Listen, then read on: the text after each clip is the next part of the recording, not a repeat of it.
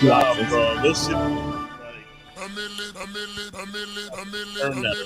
Hey, G5.2. Slow. you hear the bitch in. You This hear is the hard bitch work, in the ladies and background. gentlemen. I just want you to know.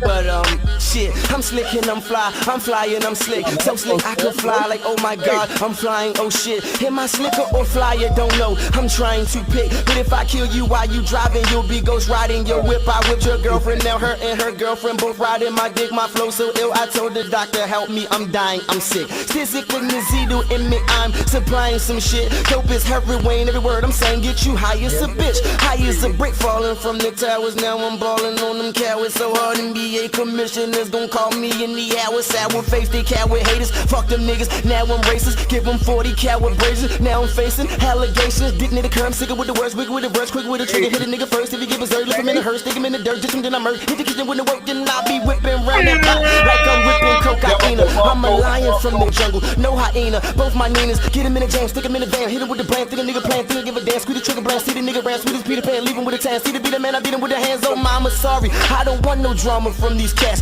If I pull my Glock up on you, you run like Barack Obama. If we beef and bring your armor for I knock a pothole out, you take that beef, bring some shells and make a fucking taco out, you see. If it's not clear, nigga, it's my year, nigga. These other rappers cool, but this shit right here, nigga. You ain't telling low shit. I'm so out of this world, I make telescopes squint.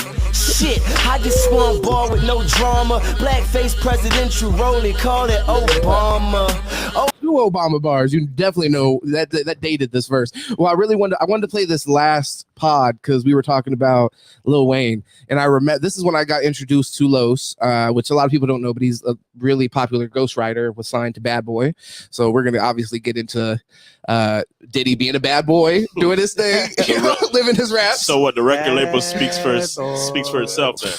Brother, I mean, it just, sometimes art imitates life in that way. Okay. Sometimes it comes after the fact, sometimes it was happening the whole time. Shit. We got to wait to see, really. Because Cassie, she opened up the floodgates, the floodgates of lawsuits, they're coming. Yeah. And then after he paid out after 24 hours, like, I mean, on one hand, I'm like, good move. On the other hand, like I said, that just kind of like really, I don't know, incentivizes more lawsuits. Hush money. Hush money. And we all want some of that. I'm coming up with claims. I don't think it's hush money because what she already reported is out there. So it's not the hush money would have been before she would have got to that point. My only question, shut the fuck up going forward. Buddy. Yeah, my only question is like, they broke up. What year was that? I know it's over 5 years now. So you're just not coming out. And I get it. You know what I mean? She probably went through some trauma and some hurt that she didn't want to open up. But it's like the Bill Cosby thing, man. Yeah. Like 30 years, like he just got hit with another allegation. Well, you just said 5 years and you compared it to 30 years. That's, what I mean? It's not the same. It's not the same, difference. but still, like, that's a 6 times the difference. But I mean, one thing I also want to point out, I think it's important to say here, and I don't think it's we can't be critical of the information, but also like with a guy like Diddy, like, there's a lot that comes with making that accusation past that. So even you got to work through your own shit, but then there's going to be more shit that's going to come to you on the back end of that. I mean, this is a guy that has a history of pressing people. You know what I mean? Like, honestly, it's not like smacking the shit out of men. And then there's also, if you buy into the rumors and somebody that was in a relationship with him, she knows everything, what's real, what's not. So it's like, I don't know if you remember his text messages back and forth with Kanye when Kanye was going through crazy shit. Kanye was just like, fuck you. Diddy's like, where are you at? I'm pulling up on you right now. Like all caps. And Kanye wrote back and he's like, fuck you. He's like, you're a fed. Kanye's whole other level. Brother, but Kanye's, he said he put some shit out there in a toxic way and then stepped away and just is waiting for them to start to come true.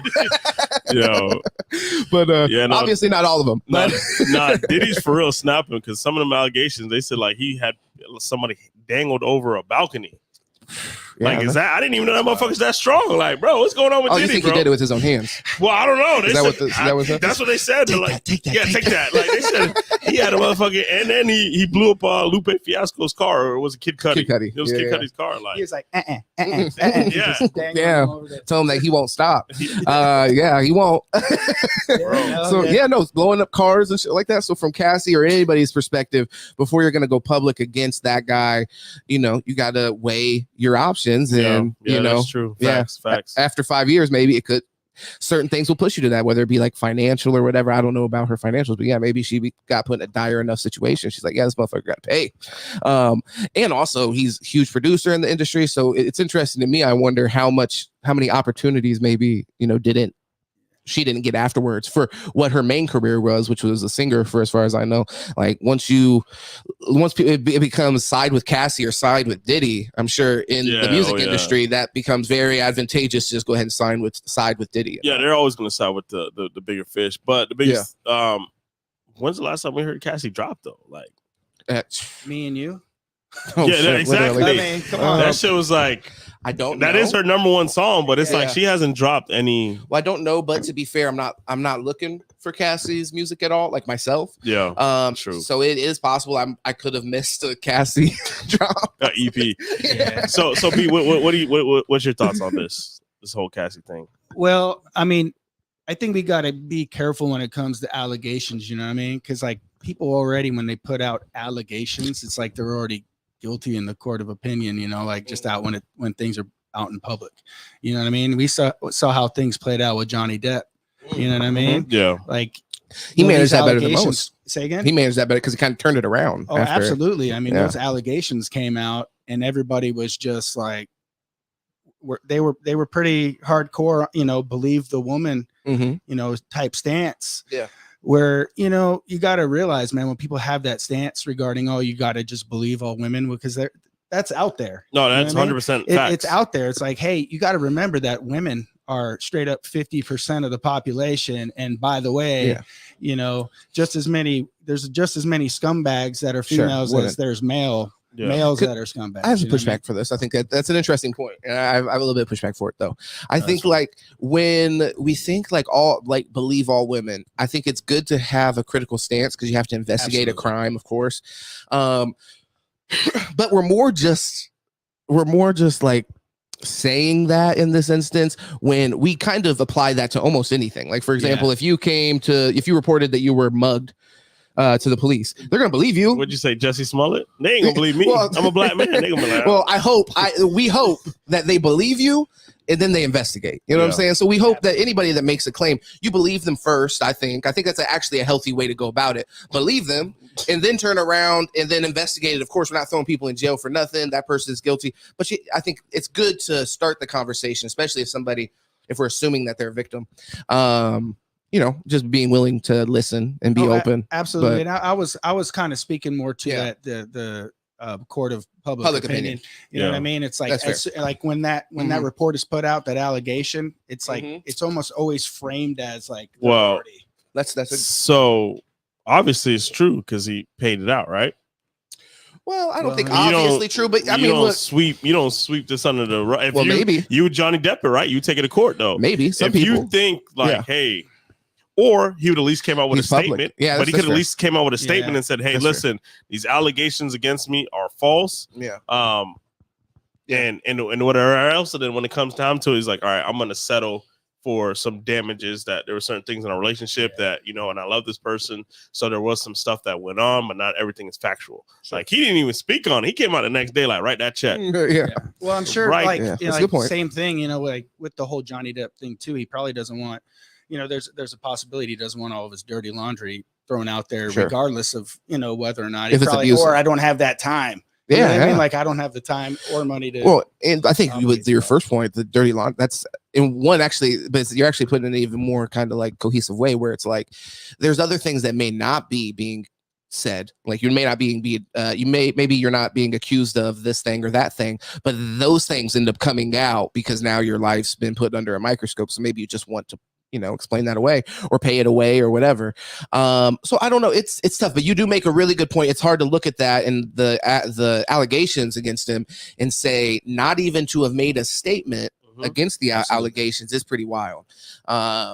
So, and this has been coming out like it now, obviously, once you open a door, more doors start to open, but like more stories are coming out. Like people are saying this about him before this lawsuit. Yeah, absolutely. Like you're hearing like, oh, this is what he did. This videos, is what I saw. like videos of him online where the like weird kind of conversations are happening, and now people are like psychoanalyzing his responses. I saw something where there's like an interview with him and Cassie on like the red carpet, and somebody asked like, "Is there anything you want to tell us, Cassie?" And she's like, "It's between me and God, and right here." And people are like, "That's." Something's going on. Something's going on. She needs help. Yeah. So it's like kind of like after the fact, this happened. Therefore, this thing is like post opter hoc or whatever, kind of like a fallacy where now everything after the fact is being connected to this accusation. So yeah, I mean, which also gives credence to the possibility of it could not be true or could be exaggerated, and maybe he does just want to not breathe any life into it, but. I think that would be giving him be being too charitable. I think you were probably you got to make a statement. Got to make a statement because he would be being naive to think like you got to know who you're Diddy. Of course, this is going to have legs. People are going to talk about it. Plenty of people you fucked over, so they're going to jump on this opportunity to and I mean shit on you. He fucked over a lot of people. I've been heard he beat a coach over at UCLA because his son played ball at UCLA over some playing time. So this motherfucker's like crazy. Like, you know what I mean? Like he's wild. Yeah, well, you got to figure, man, some of these celebrities, man, first off, I do not envy them when it comes to just always having public life. Always just like camera on you. Like, public life would be straight up have to hide out just to go to the grocery store. Yeah. Send somebody else. Unless you're like Messi. Just walk up to the Publix and straight. But it's just crazy though how you saw that? Yeah. It's wild. It's crazy. It's crazy though how just like one thing, all it takes is one thing, to break that dam open. Yeah. It's like, because you got to figure he's a powerful dude. Oh, he's been famous for so long. You know what I mean? He's got a lot of connections. So, there's a lot of, obviously if these are true, right? If it's true, there's obviously a lot of women out there that are waiting. Usually it takes that one. Yeah. To come out. I mean, you always look at it. There's always that one. Who's brave enough to do it. Exactly. And I don't even think I can't say that. I don't want to say brave enough to do it, but I think once they see payouts are happening, that's when people start jumping on that train to say like, hey, this is what he did to, he did to me too. Like you look at even Trump had those situations when he absolutely. Had came out as well. I think for sure you're going to have some of those people where they're going to cut, like Deshaun Watson had crazy amounts of like 40 something. It might have been more than that at the end. Shit. I stopped following it after he wasn't going to be a Dolphin. God, damn. But no, he had crazy shit where people were coming out. I think there is something to that. People see like, hey, there's something to be gained. So people who are just like have no integrity and they're just basically scammers essentially. It's just a different kind of scam. But then I think there's other people who, like, a lot of people I find have a distrust of justice system and things like that, and like especially going against somebody that has endless amounts of money, it would seem like Diddy's damn near a billionaire. Is like, if you're pessimistic, I could see you not coming forward based off of that. So I just see there being a lot of reasons as to people why people might not come forward, aside from them just want to cash in. Although I do think when it becomes a public thing like this, you're going to open it up where there's going to be a wide variety, a huge spectrum of people. Some people I'm sure will come forward with serious claims. Like, I wonder, have you seen what Mace said about this? No, I don't know. I'm just wondering. Mace accused Diddy of being homosexual a long ass time ago. I mean, just homosexual for as far as I know. So not like violent shit. But in his book, he said, he didn't say explicitly, but he said that he left Bad Boy and he became a preacher. I don't know if you remember that. He became a preacher. And he said he caught Diddy in compromising positions with another man. So whatever that means to anybody else, that could only, I mean, maybe he had him in a fucking figure four. Somebody had him in a figure four. No, Nelson. Go help him. That is, I guess, compromised. No, there's a couple things that came out about that. They even said like Justin Bieber had to spend like 48 hours with them. Oh yeah, I saw. That's another video that I saw where like after the fact, people are watching it, and he's like, "Yeah, this Lamborghini's for you," and people are like, "Why the fuck is he giving him a Lamborghini?" Which I get is true, but yeah. So everything after the fact, though, you're gonna be, he has a lot of shit out there. He's been a celebrity for fucking 30 years or however long. There's a lot of footage out there of him just acting awkward in conversation with people that now people are like, and a lot of it's drugs too. So I'm drugs. Sure. These people are drugged up, and that's what drugs do to you. And once you get into it, you start getting deep, so you can see people acting different. Well, and that's great, drugs, and as far as like think about like from Diddy's perspective, just having money and power. There's a lot of things that I'm sure do come easily, as far as like relationships, even. So like. Nobody says no to you. Exactly. So you haven't heard the word no in 30 years. I don't remember who it was, but there's when Justin Bieber was like super wilding out, like 10 years, whenever it was, like pissing in mop buckets and stuff. I don't know if y'all remember this, but either way, I heard somebody talk about this, and they said that when you become, it was rich. It was either rich or famous, one or the other, but I want to say it was famous. They said that people stop maturing at the point that they become famous because of exactly what you just said, because you no longer get told no for things. So you don't have a reason to like mature and like kind of like change your kind of way that you approach things. So it's just, if you become famous, like Michael Jackson, you become famous as a fucking 8-year-old, but you're a fucking 50-year-old, 8-year-old. You're 8-year-old for the rest of your life. You want to call your backyard Neverland Ranch and hang out with only kids, I'm sure that's all that was happening. But yeah, I think that with this, Diddy was a little bit older, but the same kind of thing, like the same kind of like petulant attitude could come from just never having to be told no. So when somebody does, it's like you feel like you're entitled to the yes. So what the fuck are you even saying no for? So I don't want them to come back for Sit and Politic and anybody at this table. So I'm gonna say allegedly. Oh, thank you for saying that. Hopefully he listened to this far. He already cut this shit off and called the lawyers. Yeah. So what's also crazy though about celebrities and these rich folks, especially the celebrities, they make so much money, but then like everything is free too. Like everything is free. Yeah, that's true. Yeah, you go because people want you to promote their shit by driving their car. Marketing for them. It's marketing for them. Crazy. Like if you pull up to my restaurant, if somebody famous pulls up to this podcast right now, it's marketing. Yeah. So why am I gonna charge? Or you know what I mean? Yeah. Hey, you're getting it for free. No, yeah. I mean, but the gifts get even more extravagant. You know what I'm saying? So yeah, that is true. And I've heard that as well, where it's like it's interesting because you get to the point where you have the money to buy what you want, and now they're kind of like giving it to you. Yeah, I mean, back in the day, again, this is a while ago because I don't keep up with all this stuff, right? All the like celebrity gossip columns. You're not gonna see me on in touch, Shade Room going crazy. Yeah, but this is the legal United States justice system that we're talking about, though. Yeah, no, but like some of these celebrities, like what, like Kim K, back in the day when she was first famous, wasn't it like she was making like something like $30,000 just to like show up at a club? Oh, bro, it's way past that now. Oh yeah, for sure. Supposedly, I don't know. That's what I'm saying. She's got like her brand is like the NBA. Yeah, like she got underwear partnership. Yeah, with the NBA. Like that's crazy. Nobody on the planet Earth knows more intimately what professional basketball players should be wearing as underwear than Kim Kardashian. So I think that's that partnership makes a lot of sense to me. But yeah, I mean, obviously one thing I wanted to bring up though here, well, shout out to Lowe's before. I'm gonna make that. Shout out to Lowe's. I didn't even know who it was. Hey, that was fire right there. Yeah. Well, and I wanted to ask you guys, you remember, and I don't know how heavy you were into hip hop at this point, Brandon, but that beat, man, everybody fucking remixed that. Yeah.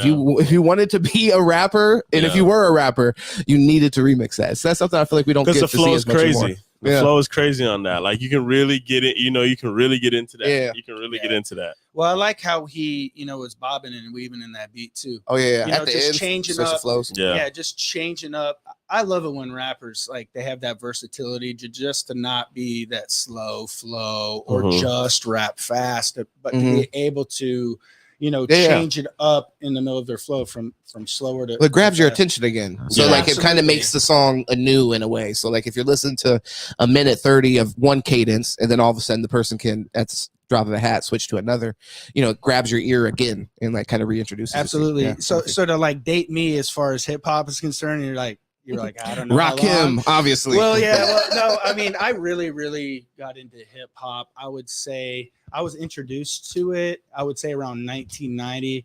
I was attracted to the whole. It was like the MC Hammer, Bell Big DeVoe, New Jack Swing type R&B stuff.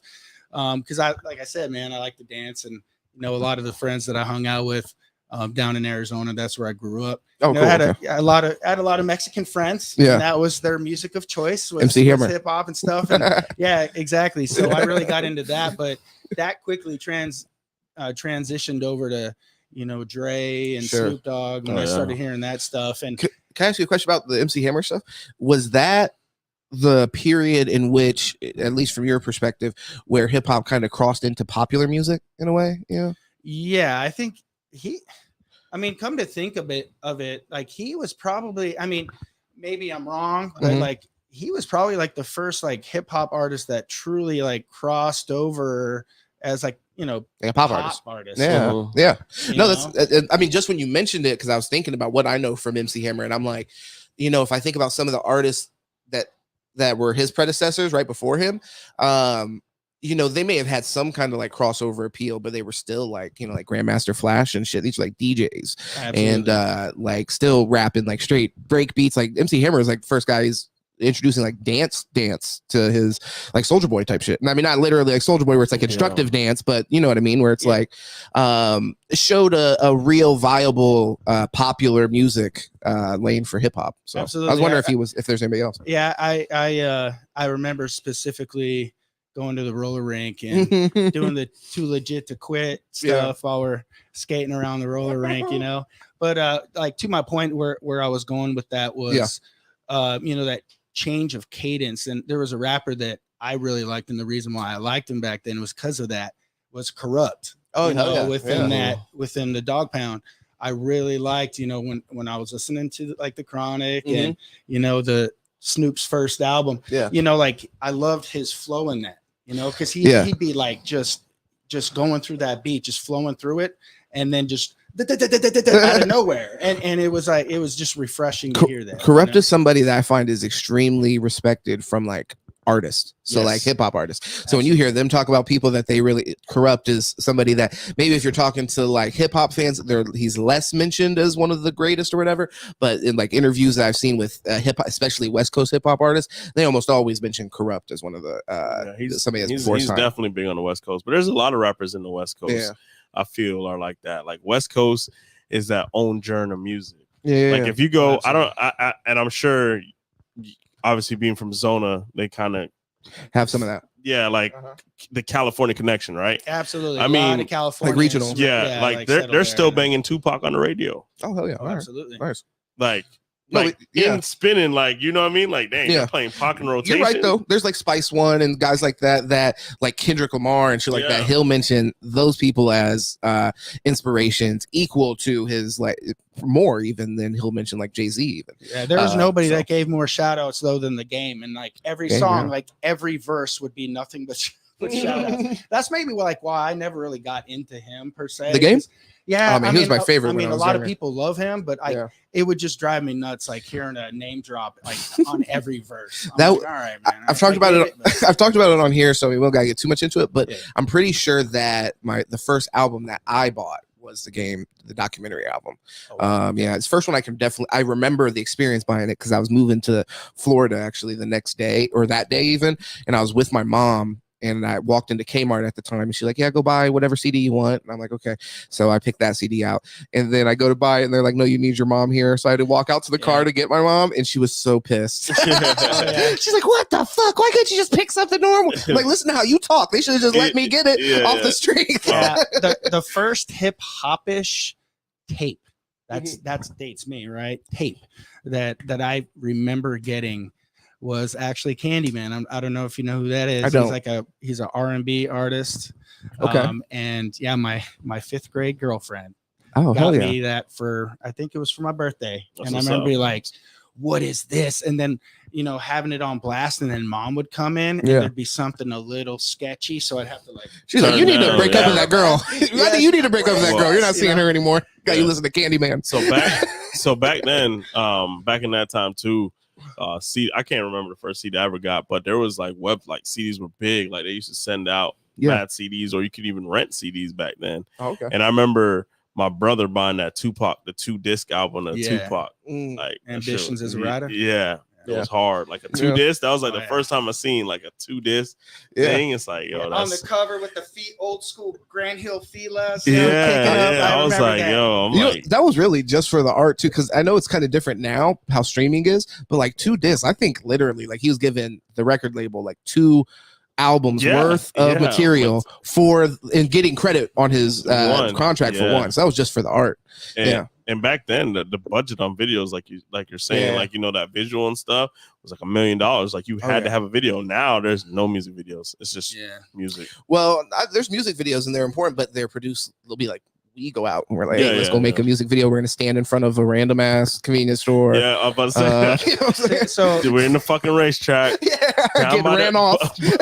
Well, get the fuck out of here! I'll trespass you. I think Jack Boy. I seen Jack Boy in the racetrack. I don't know who got in there, whatever. But people don't care. But I'm like, Jack Boy's in the track. I'm like, dog. But those are the wouldn't people have been that my racetrack. It wouldn't have been mine. It wouldn't have been mine either. But that's why I'm not going to go far in life. Motherfucker, the person that takes advantage of that opportunity, they're like, fucking use this fucking bullshit. That's what I should have done. That is what I should have done. But I should have been just charging all the rappers and be like, hey, I got a gas station for you. You feel me? Yeah. Were you $30 to shoot? No, you left at the time, but there was like a country singer who pulled up to the track. Okay. And it was like he was kind of like going on tour, but he was kind of like out there trying to pass out CDs and stuff. Oh man. He's like, bro, you don't know me? I'm like, nah, man. He's like, he was on some TV show or like some getting there, something like that. And he's like, I was like, oh, all right, but get the fuck out of here before I trespass. Exactly. I was like, you can't be here. And I was like, you can't be here. But I'm like, dang. People soliciting. People still do that though. That's dope that you're trying to get it out there, trying to get your music out there. You need a QR code now because you can't submit a CD. They're not gonna know what to do with that shit. He's out there, man. It was funny because like I walked up on a video shoot once. Back a while ago, because I lived in this is back in 2000, between 2006. Brandon, can you just get a little bit closer? 2006 or 2010, sometime when I lived like closer. I lived in like Fort Lauderdale area. Okay. And so me and my buddy, we actually went down to South Beach and we were having a good time.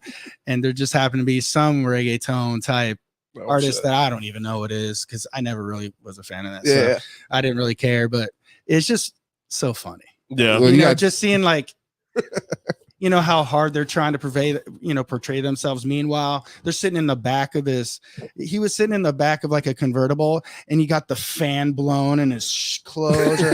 It was just kind of like, he's trying to act super hard on camera. Meanwhile, but you can do what you're going to do, right? Hey, that shit probably banging in Puerto Rico right now, though. No, we're like, out of here. It was probably Bad Bunny. I'm over here. I'm over here. Look at this guy. That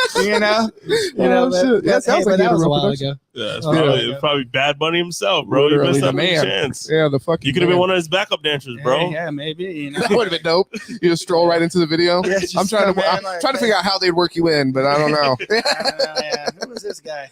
Yeah. No, honestly, the whole fucking video thing has always been something that really just from working in kind of like retail and stuff like that and seeing like some of the places they shoot, it always bothers me. Like when I see 21 Savage doing a video in a goddamn gas station, I think about people that are working there and how inconvenienced they are. So those are South Beach. They had the whole causeway, closed down. Yeah, literally. Come on, man. A is completely like closed down. Get a fucking studio like a normal human being.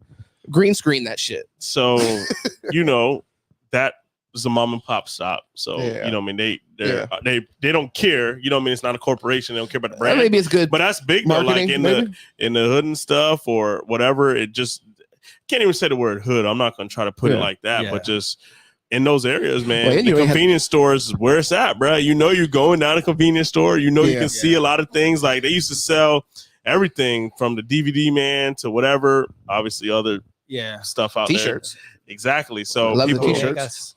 Bodegas, a lot of things. Like you go to gas station, you can get whatever you're looking for. Anything. You know what I mean? People used to trap out to get, you know what I mean, outside the gas station. So, well, I mean, if you don't have like reliable transportation, things like that, then the store that serves the community is really important. There's a lot of people, pretty much anywhere. I mean, we've worked in situations where it's like really any community you're in, you're getting the motherfuckers that don't have a car. The local people that are coming in may or may not have vehicles or whatever, and depending on where you're located, that they could not have those vehicles for different reasons. That's all I'm saying. Yeah. But it's the convenience. It's the convenience for it though. Like, well, it's in the title. The bodega thing that was covered pretty extensively in Half Baked.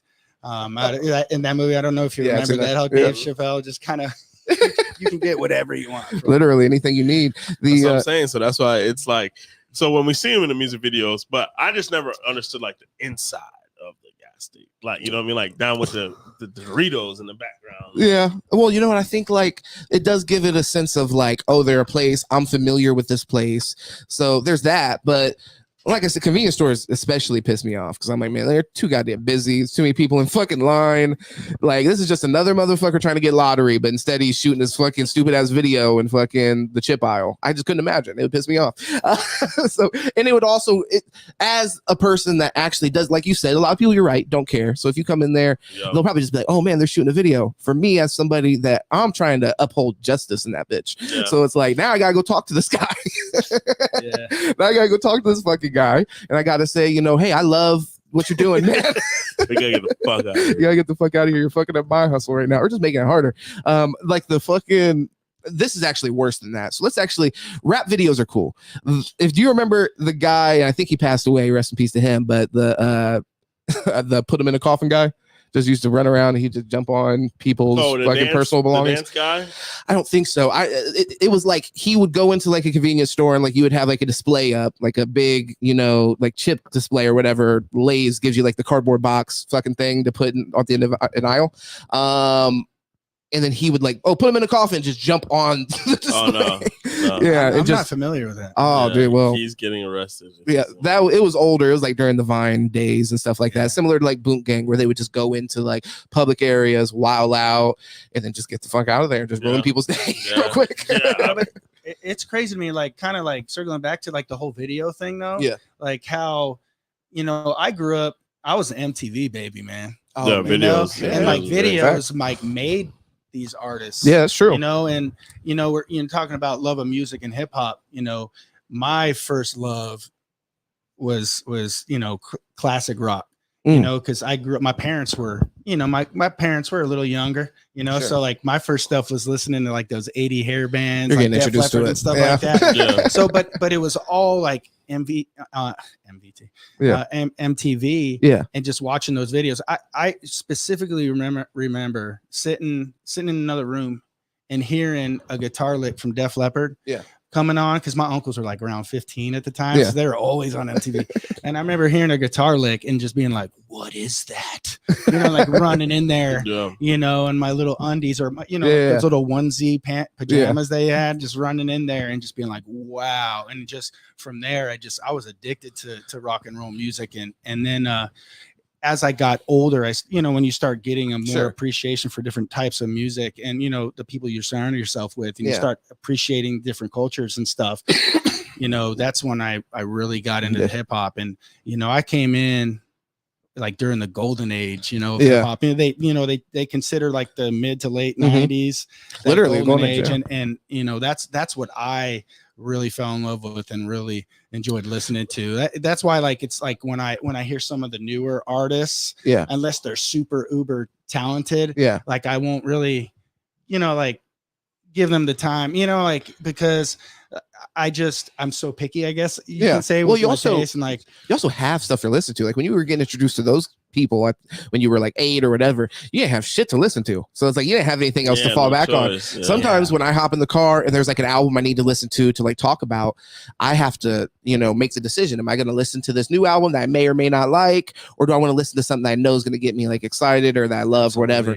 So before we turn this on, I told you I'm kind of struggling with that at this point. That there's times that somebody drops some shit like Kodak Black. I love Kodak Black. He just dropped an album and I haven't listened to it. It's been like out for a month, and I'm just like, I don't really have the desire to listen to 18 fucking tracks right now, for whatever reason. You know what I mean? And like, And I really, honestly, I don't know. That's something I'm actually exploring myself right now, because I do love hip hop so much, and that has been such a important part of like my identity in that way growing Absolutely. up. But I agree with you too. You made an interesting point as far as like when you're introduced from your parents, and then later on, I think that's really important. So people just getting out, almost, I think there's probably some reggaeton that you would probably really fucking enjoy if you had the right person to kind of like be your music shaman and kind of shepherd you through and be like, this is the really good shit. If you're just introduced to whatever reggaeton, there's probably plenty. I know there's plenty of any genre where people that are fans of reggaeton are like, that's the shit. That's garbage. You know what I mean? So if you're coming through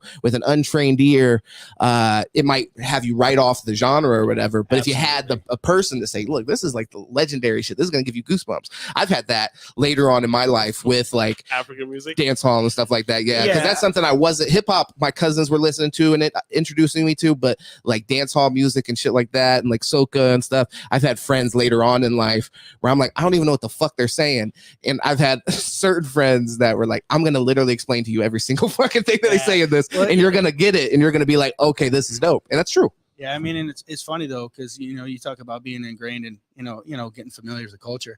Growing up in Arizona, you can imagine like what everybody's favorite music was down there in the Southwest. I honestly don't know. Like a lot of people, listen to country music. Okay. Obviously, all right, there, gotcha. Like for some reason I associate that with like Southeastern people, but that makes sense. Like, okay. But that is the one. I mean, because there's some reggaeton songs I can tolerate and listen to. Like I said, I like to dance and get down a little bit, but I could just never get into country music. That's like just one genre that I just couldn't really get into. Of course, like I said before, like there's a few songs that I like and I'll listen to and stuff, but I could just never really feel it.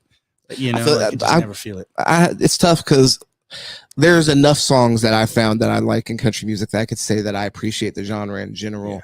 And I don't know if I would say that I like it, because I would definitely not listen to a country album. I've only done that one time for the podcast, and I just hating getting shitting on it for no reason. I'm like, I'm sorry if anybody tuned into this and wanted to give me a shot.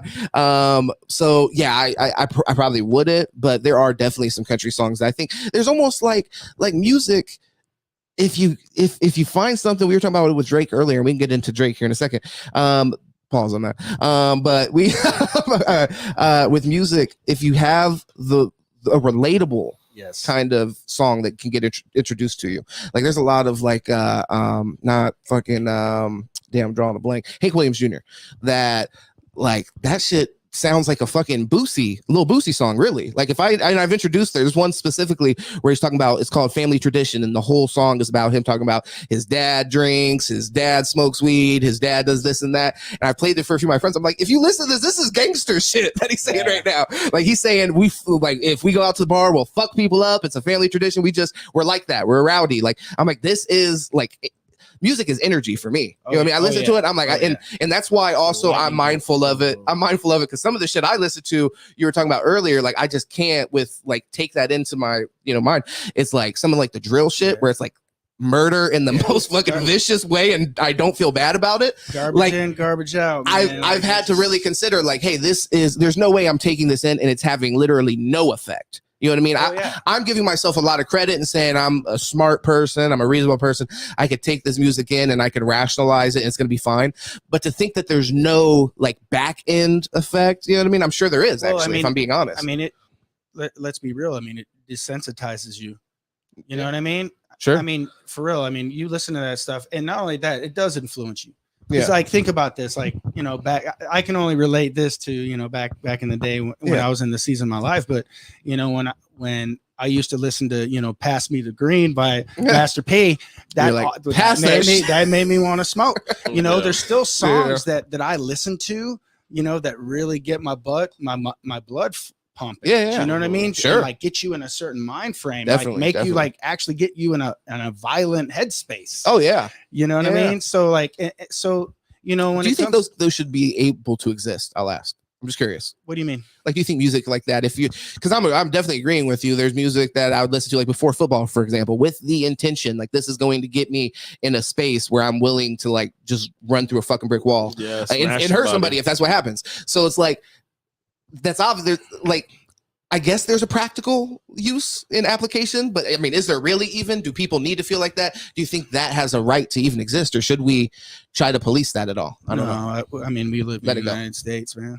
You know, like freedom of speech and like, hey, look, you know, I mean, there's definitely, you know, violent speech if, you know, if people are really, which we limit, even with freedom of speech, we limit violent speech. Yeah, for sure. Yeah. But, you know, there's actually been, you know, rappers in the past. Was it Mac Dre that actually incriminated himself, you know, like with some of the raps that he was saying, they actually that's happening a lot now. Yeah, you know what I mean? And it's like, hey, but honestly, man, I believe, you know, in free speech and be able to speak and, you know, and be able to, you know, speak what's on your mind again, because it's productive to be able to, you know, if you listen to somebody speak and you have an alternative point of view, it's good to engage. Yeah. You know, I think that's a lot of the problems that we're facing today, where like people are just afraid to speak to each other. Everything's passive aggressive.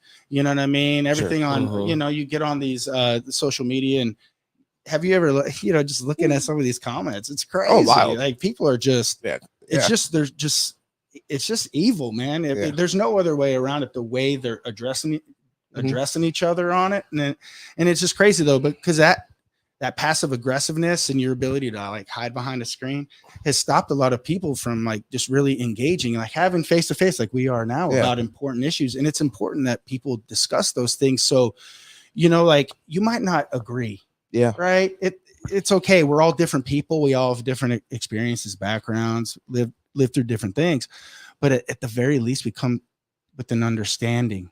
You know what I mean? Like I might not agree with you, but I have an understanding of your point of view, and now we can push forward. You know what I mean? And come to a middle ground. Well, and I think so. Sometimes things are unpleasant. I agree with you. I think sometimes we're talking about things that are unpleasant. It might even have some kind of like effects that we're not prepared for. So like whether, you know, kids listen to drill music and it makes them more likely to actually act on the violent thoughts that they're having or whatever.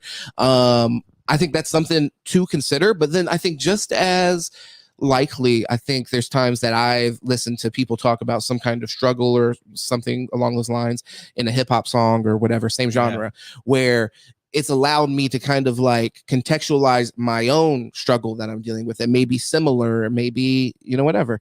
So I think talking about it, not only if you disagree, but if you can relate to it, can be really effective, because you in a lot of ways, these people can end up being like sort of examples of people that have been through similar situations as you, similar kind of adversity.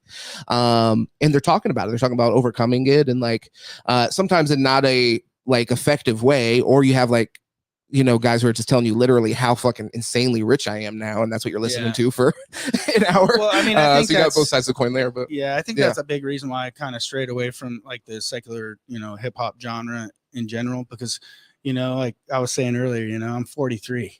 You know, like I can't relate to the things that they're. Do you listen to Kendrick Lamar? I'm curious. You know what I mean? Like he would be like one of the like most. He would be one of the highest praised and also like introspective artists, I would say, like in the hip hop genre. So do you listen to him? Ooh, Kendrick Lamar. Kendrick Lamar. I've listened to some of his stuff before. Absolutely. Okay. I'd be curious your opinion on his most recent album. I have not listened to his. I'd love for you to get back to me on that if you're interested at all. I'll check it out. No, I'd like to let you know. Yeah, where I'm at with it. I mean, like I said, I'm familiar with some of his stuff, but you know, I kind of like stepped back from that genre. I would say about 10 years ago, where I wasn't listening to it as heavily as I used to. Yeah. But I mean, not to say that there aren't, you know, some artists that I really like believe are crazy talented. I believe you said J. Cole. Lamar. Yeah, earlier. J. Cole. I mean, I know of these guys, and I've listened to some of their stuff. I believe Kendrick Lamar is one of the best rappers of all time. He's extremely talented. Right now, some of the I would say later, like over the last few years that have come out. I don't know if you've heard of JID. Have you heard of him before? I really, he's great. I believe I think he's an amazing rapper. Did you listen to his last album? Yes, I've listened to some of his stuff. Yeah. And then Yellow Wolf too. Like I think I haven't listened to him for a while, but I'm familiar with him. Some of his, like, so have you heard his and Cassie's collaboration? It came out 2 years ago. It's called Black Sheep. I saw that it came out, but I didn't listen to it. I'm telling you right now, really good. Like classic. Okay, In my opinion, so but again though, I can't relate to that anymore. Even that, and yeah, I mean because I've changed my headspace. Again, I know this might be kind of controversial, but I actually listen to more Christian hip hop now. Yeah, because again, it's more edifying to for me to listen to. It speaks more into my life and who I am as a man now. I can relate to the things that they're saying, to being a good father, sure. Serving in the community, loving on other people. Like I can relate to those things now, and being a good husband and things like that. And I know it sounds cheesy, but the new Kendrick Lamar album is literally about that exact same thing you just said. Yeah, absolutely. So it's about now. I mean, it's about the struggles of that, and I guess maybe like from what you just made it sound like, just going off of that, it sounds like the Kendrick Lamar version is going to be darker and talking even maybe more about like the failures of those things.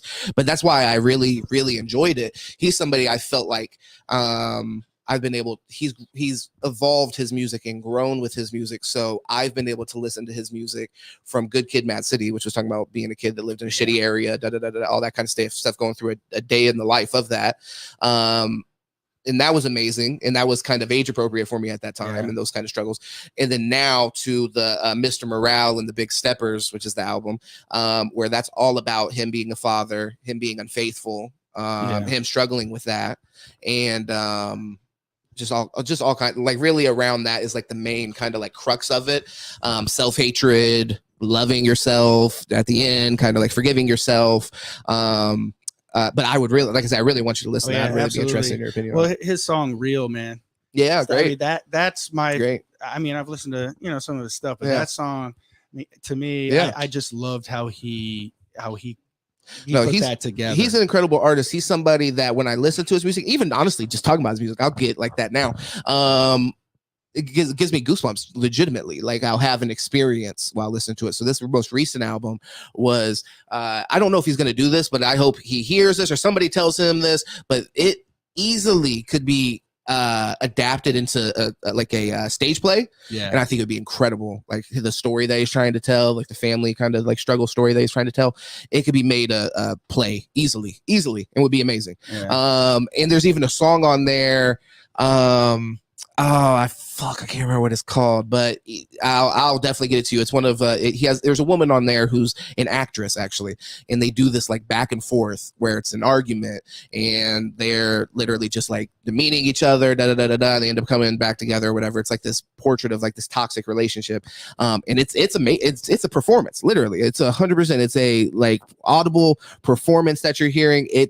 I envision that as a play while listening to it. And it's just I hope somebody, honestly, like I said, I hope somebody takes advantage of doing that. But I'm really excited to hear your opinion on it, like I said, because it's in that vein. It is more secular, but there is a lot of like talk about God too, because he's religious. So there is a lot of like talk about kind of like overcoming a lot of these through kind of like spirituality. But either way, so next time we come on, hopefully we'll be able to talk about that. Absolutely. And I'll check out the Yellow Wolf one. Yeah, absolutely. And I do, I'd be remiss if I didn't, give a shout out to these Christian hip hop artists, because I mean, I think you'd be shocked if you heard some of this. I've heard some of them. We've had people before that have come on, and that are hip hop, really good stuff. Christian hip hop fans. I would listen to. I used to listen to that stuff in my office my Coast Guard office back in the day. I used to listen to that stuff, to pull people into my office to have a conversation. Oh, they'd be like, "What is this?" Yeah, I'd be bumping some like.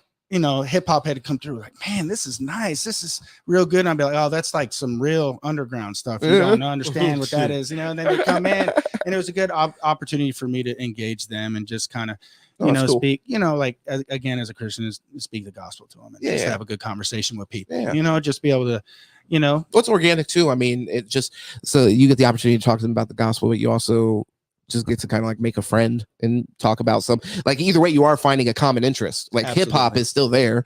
And I agree, like modern Christian hip hop has come a long way. I mean, it is like Lecrae, somebody that's broken through to like the mainstream, because it's even hard to put it in that box, but it is still obviously Christian hip hop. But he's able to make it for a popular pop music ear. You know what I mean? So like palatable to non-believers. Yeah. But I mean, there's some like really good ones. I know KB. He's like one of his rappers on his label. He's got some like real like bangers that it's undeniable. Like wow, like the beats. I watch a lot of reaction videos on YouTube. Okay. I don't know if you've done that. I've done a few. But I enjoy that because I enjoy watching people hear the first time music for the first time. Like it reminds me of that feeling that I had when I heard some of these songs for the first time, and it's just cool seeing people react in that way. Cause like that's the wonderful thing about music is like, that's why I love it so much. Cause when every song almost that I hear, the ones that I like anyways, it brings me back to that place. Yeah. It reminds me of that season of my life or a person that I used to date or, just that season, that's why I always love rock and roll. It just reminds me of my childhood. Sometimes when I get kind of like burnt out,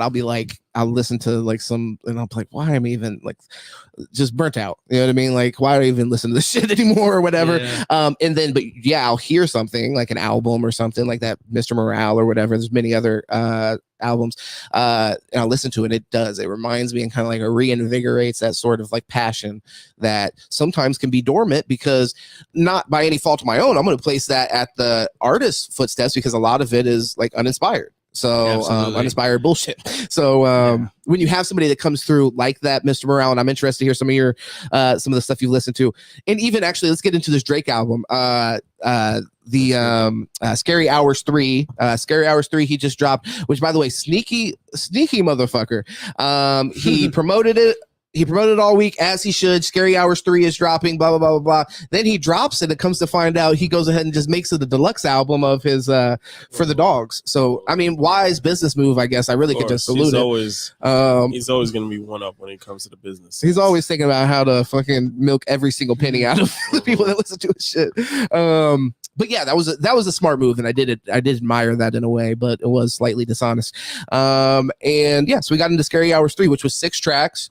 EP, like I said, put on the back of the album they just dropped, which I was pretty critical of. I don't know, did you listen to that when it came out, or did you just listen to the end of this? So I pulled it up, but I'll be honest with you, like I didn't like check it against the other one, the original. Okay. So I wasn't quite sure like which one. Honestly, which ones were new? I wish I would have got to you because it's literally just the last 6. You might have wasted. Oh, it's just the last 6. All right. Well, hey, man. It's like, well, damn, I listened to. No, it is. No, it is good though. I mean, there's definitely. Like I said before, I can appreciate the talent. Yeah. And definitely some songs that I thought were like real bangers on there. I thought that Daylight, had the hardest beat on there, and I had my head bobbing to that. I like that for sure. Like I said before, I think in first person shooter. Oh yeah, I think Cole killed it on that one. Yeah, he went crazy on that. Yeah, and then like just the one about again the relatable stuff. Mm-hmm. The members only. I thought that was good because it really talked. He was rapping a lot about this relationship, this tight relationship that he had with his girl. Is that the one where he's talking about? Because I'm not clear on, because I didn't re-listen to the album because I hated it. But is that the one where he's talking about something about she's down with the gangy? He said gangy, and I was out because I'm like, look, brother, you're fucking older than I am, and I'm older now. So it's like I'm listening to that, and I'm like, you're saying gangy, and then he also, I think in that same song, says something about his birthdays going down in October, like Timber. I'm like, bro, we don't even fucking celebrate our birthday anymore. What the fuck is going on? I don't even know. And that's what I was saying. Like, just circling back, that's why I have a hard time relating to some of these guys. It's like, bruh, 37 years old, man. Yeah, but it's still though. He's like birthdays are cool. Jason's going to defend celebrating birthdays. I love birthdays. I mean, hey, it's another day of life. I'm not mad at that. Hey, if you make it, man, not a lot of people do. But not even that though. It's who's his audience. You know what I mean? He knows he's past that. He knows that we're not trying to hear that. So. I just sound like a consummate hater right now. I'm gonna be that.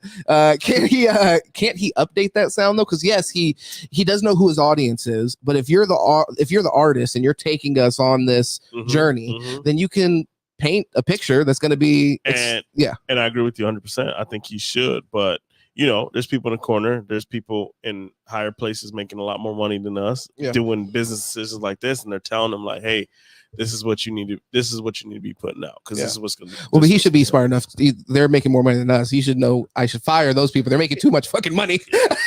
Hire us. And honestly, look, I probably don't even. I'm gonna need what they were making. But that's what it is, though. The appreciation of it. Everyone listens to music for a different reason. Sure. Yeah. Even his the album before this, what was the dance album or something like that? Honestly, never mind. I think it's called Honestly Never Mind. He dropped the dance album. I'm not sure if you're aware. Are you aware about that? Yeah. This guy drops a dance album. Yeah. And to us, it's like, come on, bro. Like, what are you doing dropping dance? But guess what? There is people who listen to that type of music. And I took that pushback when I was critical of that album, and I'm thinking, okay, but then when you come out the next time and you drop a hip hop album and then it's dog shit, you know what I mean? And like, he just sounds on For the Dogs, he sounded just dated. Like he sounded old. So even though I'll listen to somebody that might be talking about very similar subject matter and it doesn't just like grind my gears. He's in it. Part of it, by the way, is our relationship with Drake in this way, where we have been side by side growing. I've been growing. Well, have you? You know what I'm saying? Well, so you hit it, but you hit on the head though. What you say earlier? What did you tell us earlier about when you get rich and famous? You stop maturing. Yeah. So and not to mention that hunger. Like what I like to always go back to when I want to jump into certain things is it's like their first album when they were hungry. Oh yeah, 100%. Like there's a sophomore slump kind of. I don't know if that'd be like a curse or whatever they talk about. Anyways, the first album, and somebody told you, said this before, like spoke on this criticism of a rapper, and they were like, I gave you like my whole life story on the first one. That's why it sounds so crazy, because my whole life story was on that. I've been waiting for somebody to hear this whole time. So then now that I cleared the palette, because I put my whole life story in that, now I'm talking about experiences and shit that's going on right now, and maybe revisiting some of those. I got you. Same things, but I think there's a real reason as to why that is. People come out hot and like you're saying, they're hungry. They need to this has to be successful in order for them to be successful. If this album, no matter how much me, Joe Budden, anybody talks about how shitty it was, he's going to still have a fan base that's going to support him. And, many times over, he's going to be playing fine. But my biggest criticism for him is that he is in rare air as far as like the people that he's compared to. So there's a certain standard that he has to live up to in that instance. So this kind of like uninspired, like he's an artist who is known for being an introspective artist. I didn't get anything from it. There was no introspection. It's like just I fucking had this girl come over my house that I didn't pay for her Uber. Ha ha ha. That's not what the fuck I want to hear. You know what I'm saying? That is definitely stupid sounded different than what I was used to listening to. Yeah, I mean, and on this album, I don't know how much, because I'm sure you got it. I don't know if you got to the part that we're gonna actually talk about, but the last 6 tracks, Scary Hours, that shit is fire. Yeah, that's what I'm like. I listen to that. That shit is fire. I think he knew he had to come back with it because we were disappointed. So he knew we were critical of that album, and it's like, this is not what we wanted to hear. Yeah, that Scary Hours 3 is something that, as we're walking through the path with him, this is what we want to hear from you. We want to hear you and Cole on a track. This is what we want to hear. We want you guys go bar for bar. We want to hear that from Drake. And on this, there's way more introspection, where it's like he's talking about like feelings and thoughts that he's having, not like things that he's doing and things that he's doing to people maliciously, like an asshole. But the thing is, what I will say about Drake is he listens to the criticism, because he did this. Remember when he dropped that diss track against Meek Mill, and the second one, and everyone's like, "Oh, that's mid. That ain't nothing. That ain't hard." And he came out and he dropped back to back. Yeah. So when he hears that criticism to say like, "Hey, I ain't going hard," he comes out and he drops something big. But but the criticism came from Honestly Nevermind, and then he shit the bed. Yeah. At least from my perspective. I'm sure not everybody holds this opinion, but I honestly haven't heard that many people come out and be like, yo, this is a classic album. That's criticism that Drake faces, is that there's people that say he's never, ever dropped a classic album. Like, I'm talking about hip hop heads that, the people that fucking rank albums at the end of the year type shit. Yeah. Well, look at his catalog. And when we're talking about, and I think there's an argument to say that he's better than Tupac, better than Biggie. I think there's an argument. Like he's one of the rare people that have an argument. But when somebody pushes back on that and says, you have not given us as a musician a full body of work since So Far Gone, maybe that is a classic piece of work that we can stamp this and say, this is like your Magna Carta or whatever you want to say, like your life's work. Like he really hasn't had that. But I think it's a different time too. I don't think albums are as much important now, more than it was back then. So when you compare it to like Biggie, Pac, and all these people with the whole album, I don't think. Yeah, it's more of just like music, pumping out as much content as possible. It's music. I agree with that, but I disagree with your point. It's hit songs. It's all about hit songs. I disagree with your point from a legacy standpoint, though. Like I said, we were talking about completely something different. But it's a different time. But all right. Well, no, but you're saying you're going to disagree, but it's a different time. So if Biggie and Pac were alive now, would they be they wouldn't be relevant. I don't know. That's true. Well, we don't know, right? Yeah. But everyone has a timestamp. Look at Wayne. Wayne had that big run, and they says it like you can't do this forever. Yeah, you're gonna get dated, like you said. You're gonna get dated. Yeah, nobody wants to be the 55-year-old guy at the club. You know what I mean? Like look at Snoop. Snoop Dogg. He even tried to change his name. You look at Diddy. You're trying. Jay-Z dropped 444. He was like 444 years old when he dropped that shit. But also, and that is one of his best albums. That was a great album. And he talked about relevant shit, about the infidelity kind of stuff, family life, all that. He's got some shit on there at that age where he's still inspired and sound outdated. He still sounds like Jay-Z. You don't sound like somebody else on 444. It's still Jay-Z. He updated his sound, but it's still Jay-Z. It's true to Jay-Z. And if you listen to some of the songs on there, it'll make you think about your fucking daughter. It'll make you think about your actual life. I'm thinking about when I'm listening to Drake, I'm not thinking about shit. I'm sure it's great if I'm just drunk as fuck in some place talking to strangers. You know what I'm saying? Not listening to it.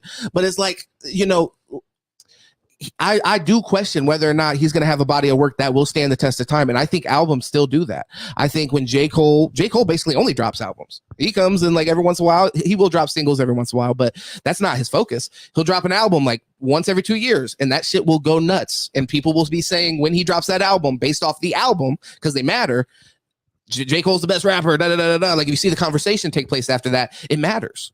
You know what I mean? It's impressive. Like the end, they'll be talking about the fact he doesn't have features on the album. Like him specifically, actually, now that I'm talking about it, that's how much albums matter. Like people even care like how much of the onus you took on your own on the album. And his last shit, the off season, and I know you're not like super. Okay, that shit was fucking fire. I'm not even a J. Cole fan, honestly. Like I'm a Kendrick Lamar fan. So when that kind of comparison happens between that generation, I'm always pro Kendrick Lamar. I think Kendrick Lamar is a special artist, one of the greatest artists of all time as far as musicians go.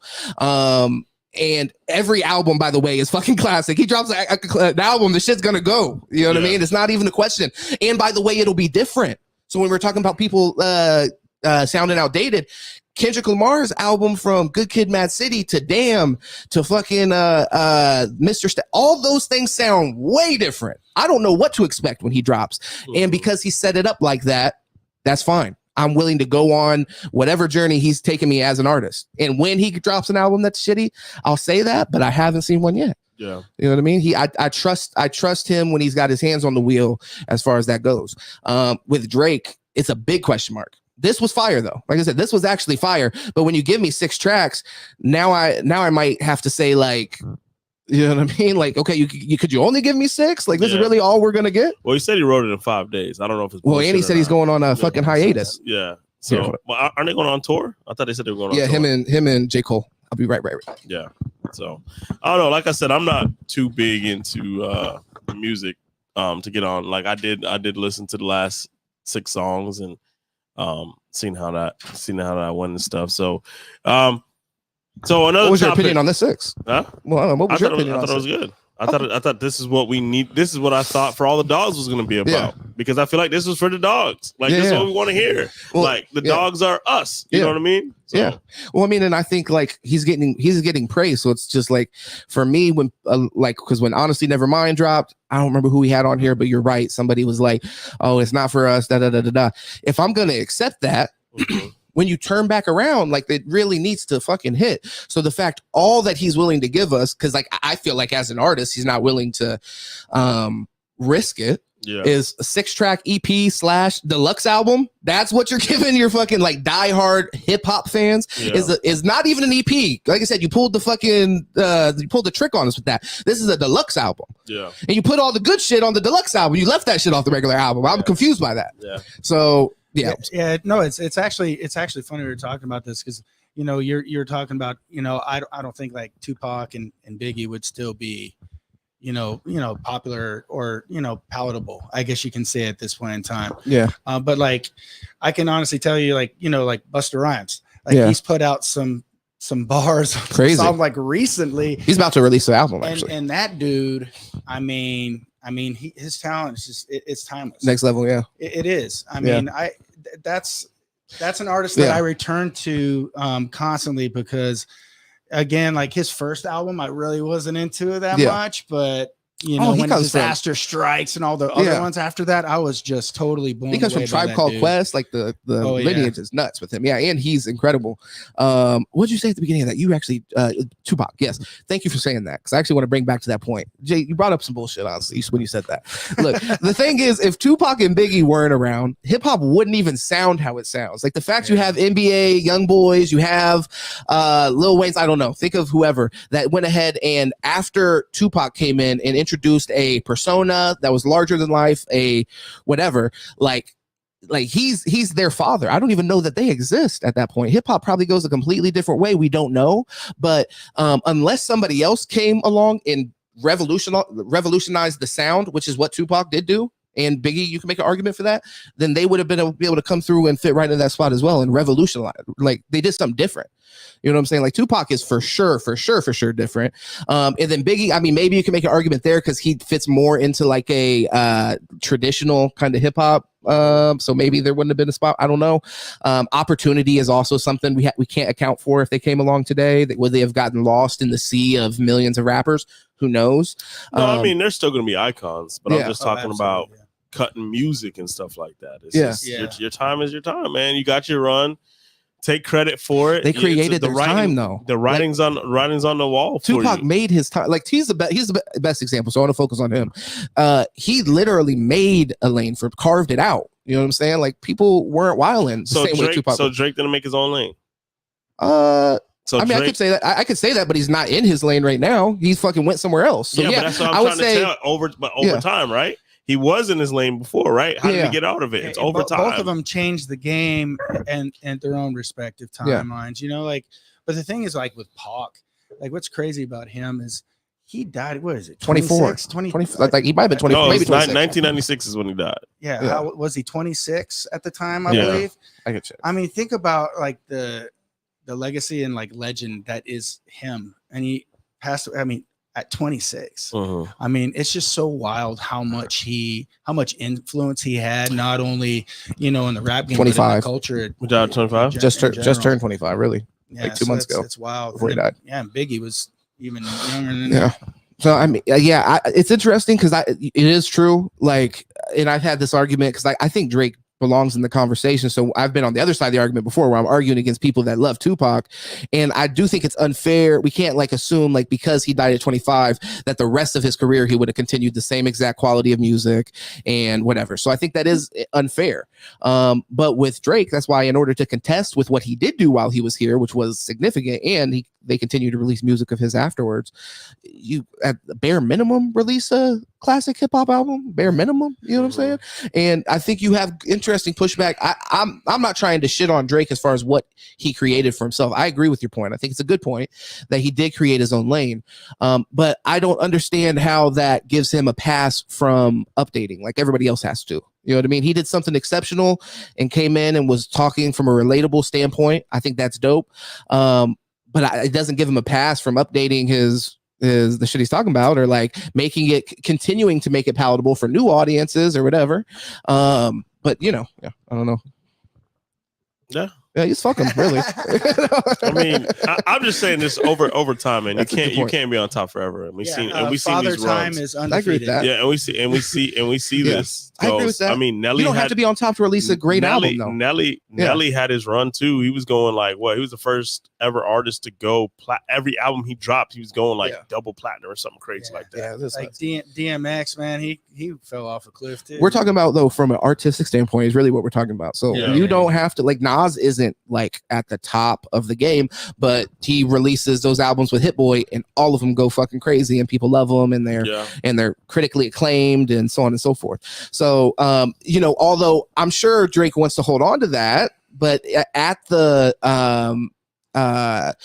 detriment to the actual music, well then I have to hold him accountable for that. Then the music that he's dropping is dog shit. But I know that he's capable of it, and once again, that's why I will have these arguments with like on the other side of the table where I'm arguing against like a Tupac. He 100% belongs in the conversation, just based off what he's done, not even outside of the art itself, but what he's done for hip hop. Like we were talking about MC Hammer earlier, Drake took it to a whole nother level as far as like making hip hop. So MC Hammer made it where like hip hop could have a seat at the table and sometimes be there. Like Drake made it where like pop artists have to make rap music now, damn near. You know what I'm saying? Like you'll have fucking Taylor Swift like rapping over a fucking 808. They even have the clap in country now. Like literally, her Bad Blood track. She had Kendrick Lamar on that. She was rapping on that song. So it's like, Drake deserves his flowers from that perspective. Because of where he's at, I also have an expectation. And I think we see other people, and he still has plenty of time. Like I said, Jay-Z released 444 and he was old, so he can still put out some great hip hop and really give us what we're looking for there. But there was actually one of my favorite rappers from that time period that I actually watched a video on this actually a few months ago. So where Andre 3000, I love that dude. So no, he actually somebody was the flutist. Well, hey, we'll get into that. But he was being he was being interviewed, and because he has such a huge following. Like to me, he's one of the best of all time, in my opinion. That dude is a real artist. Like he. And that's the thing. Yeah, he's not a rapper to me. He's just an artist, and that's right based on what he just put out now. But the interviewer asked him, the same thing, like, "Hey, you have such a fun. Why haven't you put anything out?" And his response was, "I'm just too far behind the times, and I don't think anybody would like what I have to put out." But I think he said, and this maybe is a different. Well, I think this may even be another interview. I watched it actually today, where he said that he feels like it would be inauthentic. I was like paraphrasing. Okay. Kind of like it was kind of along those lines of like where I just don't think like kind of like the relevancy of like what he would be putting out. He said, what he's like, am I going to rap about having a colonoscopy? Yeah, he was so funny. That's real. But then he does this other stuff, which is just like, like some new age. Like I feel like I'm like on an acid trip. I love it. I'll be honest. I love it. Did you really? Yeah, I did. I just like the tracks are like 11 minutes long every single one. To me, this is what a like midlife crisis sounds like. Like not for me. So I'm pretty eclectic with music. So there's a while ago that I discovered Japanese jazz music. And if anybody that's watching, if you haven't listened to Japanese jazz, it's exactly what you think it is, and it's fire. It's fire. So it's like I don't know why I never thought about it. You know what I mean? How like Japanese jazz music sound? I'll try to play it before we leave for sure. Similar to kind of like what Andre 3000 is doing, to be honest. It reminded me of that when I was listening to garden, you're in a monk garden. It's fire, brother. It's fire. Like think about jazz, but with like Japanese instruments. That's why it's amazing. It is amazing. I'll let you hear it for sure. That's the thing though, like, all jokes aside though, and that's what I was saying though, I always respect him as an artist because he's never been afraid to do something different. If it's what he wants to do, then what's the issue with that? Exactly. You know what I mean? And then let the artist take you on that trip, and then you like it or you don't like it. Yeah, and his style has always been different from the get-go, and that's why like what really always attracted me to him, because it stuck out because it was so different and just so cool and so effortless. Yeah. You know, like some of his verses, like, you know, some of the less popular stuff, like, you know, Trans DF Express. Yeah. I mean, have you heard that song by the Dungeon Family? Like the Dungeon Family is essentially Outkast and Goody Mob collabo.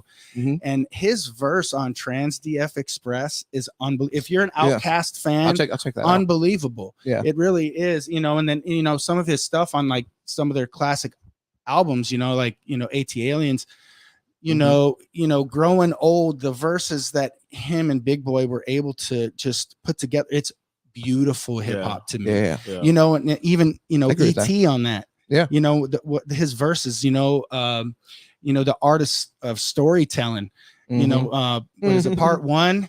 You know, at a puppy named Sasha, Thumpa, you know, just one from an artist standpoint, you have shit like what Spodioti, Dopalicious. It's not even fucking, they're not rapping. It's an interlude and it's fucking fire. Yeah, it's just horns going, you know,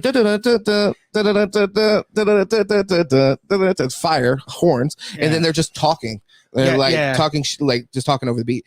So just having that from an I'm gonna pass it back to you, but just from an artist, you have to have some courage. To go ahead and say, hey, I'm gonna take this, I'm gonna just talk over it, and people are gonna like it because I'm saying something. You know what I mean? Like I have something I'm getting at. But go ahead. Yeah, I mean he's just so cool, and you know where he really stepped out is when they did that. You know, the Love Below and Speaker Box, and you know they completely did their own thing, and it was just so different each one. You know, like you know they Andre, are two different cats. You know, Big Boy was strictly like a hip hop album, and Andre's. I didn't even at the time I was like, "What is this? This is just craziness." But you know, like listening to that stuff now, as an older I'm person, like, man, I'm like, this is cool. No, it was genius. I'm glad you brought that up because that's one of my favorite albums ever. And like I said, for me, if I were to list my favorite artist of all times, Outkast would be the number one. Always doesn't change. So I have all their albums, all that, but that album is so amazing that he takes from hip hop somebody that's one of the greatest rappers of all time, and he takes you on this like weird kind of like psychedelic jazz infused fucking, but it makes sense, and it's something as a kid I didn't really care for it. I like some of the singles, so like Hey Ya, the shit that everybody knows, but I like Speaker Box. I remember my mom had this album and I listened to this album. I actually did a fucking, this is hilarious, I did a project on it in school. Literally. Awesome. Yeah, my mom let me take the fucking inside part and cut it up, and they had some wild pictures of women in there.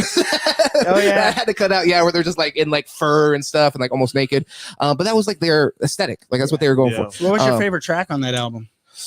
I don't know. As an adult, it's tough because I really love She Lives in My Lap. That's a really interesting song for me as an adult. I mean, like from the Speaker Box. Oh, Speaker Box side. I don't know. I'd have to think about that. I obviously haven't listened to that album it's been a long time since I've listened to that album. Now it's pretty much Love Below I mainly listen to.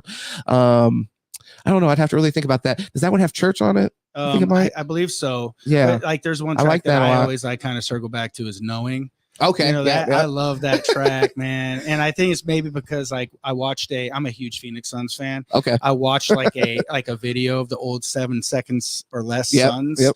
Like they had a highlight video that I watched and it had that song on there while they're doing it. And I was like, perfect. This is perfect. And then it made me like, I was like, man, I couldn't pinpoint which album it was on. That happened. And I'm like, man, which one is that on? And then I went and looked back. I was like, no way, because I didn't really like pay much attention to that song. Yeah. And now like I've heard it and I was like, man, that's some good stuff. But no, for sure. If you haven't heard, you know, I'll have to go back and listen to Trans it again. DF. I'm pretty sure I haven't heard that at all. The entire Dungeon Family album is really good. Like really, really good. I really recommend you listen to that. But yeah, I mean, again, I can talk about 90s hip hop all day. You know what I mean? No, I feel you. Well, me too, man. Like I said, Outkast specifically, like I'll get hyped up. I'm gonna run through a couple of these comments real quick. Jade Spade says, "Hey guys, what's going on?" Chloe, what's going on as well? Hey, Japanese jazz. Yeah, that's right. Definitely go check it out. There's a few artists that I have on my phone now, but it's just like type it in on YouTube. That's how I ended up coming across it.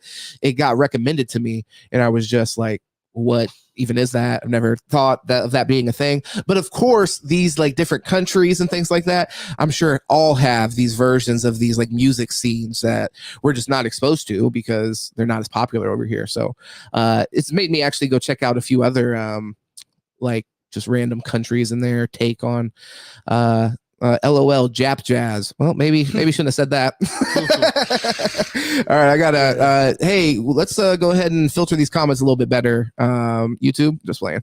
Roses, love that. Yeah, Roses is great. Roses is awesome. Yeah. But that whole side of that album, like as in, I think I've talked about this on here with you before, Jaded, where as an adult, that's an album that maybe one of the albums that I heard as a kid with kids' ears that just hadn't little to no effect on me aside from me just enjoying it. And then as an adult, really understanding the context of the album really took it to another level for me. So highly recommend that for anybody that hasn't listened to that album in a long time. It makes a big difference in my opinion. And then Jada Spade says, yes, it has Church on it. Okay, cool. Yeah. So that song, I definitely remember that. And I remember loving that. But that whole side of the album, I remember as a kid being like, this is the shit.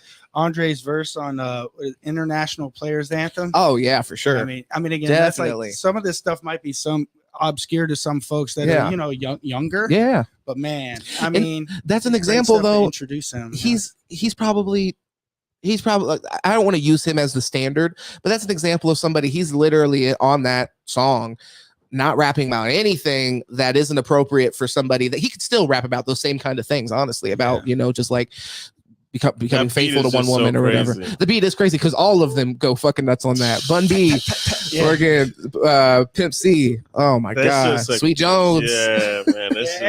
Every time I when I hear that, that's a banger for sure. Yeah, I just love 100%. The way he comes in, man.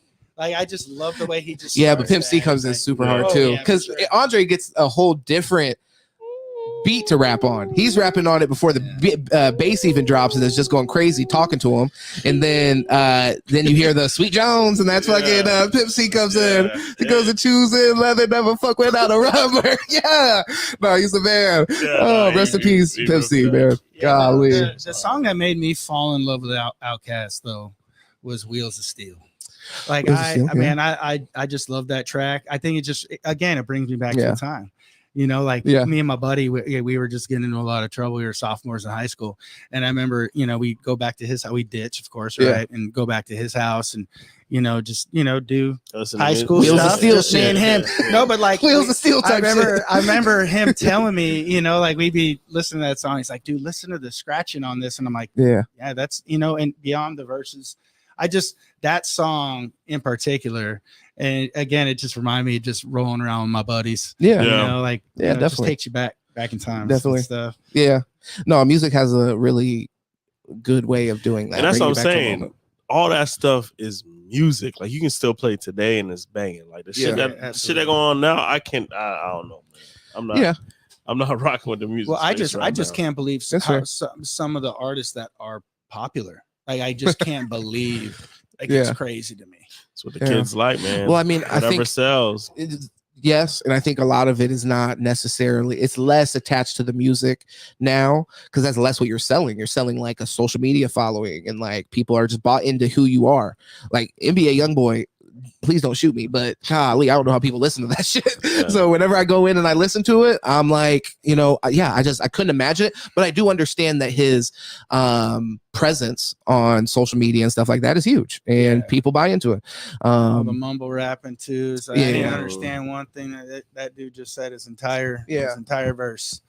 Yeah, there's some people that I was able to enjoy around that because like 21 Savage came out around that time, so some of them have kind of stood the test of time for me as a hip-hop fan anyways, but you're totally right, a lot of them don't. And I think just kind of like the microwave society that we have nowadays, like if you're hot and like like just starting to get hot, like you really can't afford to take a whole year to make an album and present it to the world. It's like you got to get some shit out in 6 months or else they'll forget about you. And I think that actually plays into that quite a bit.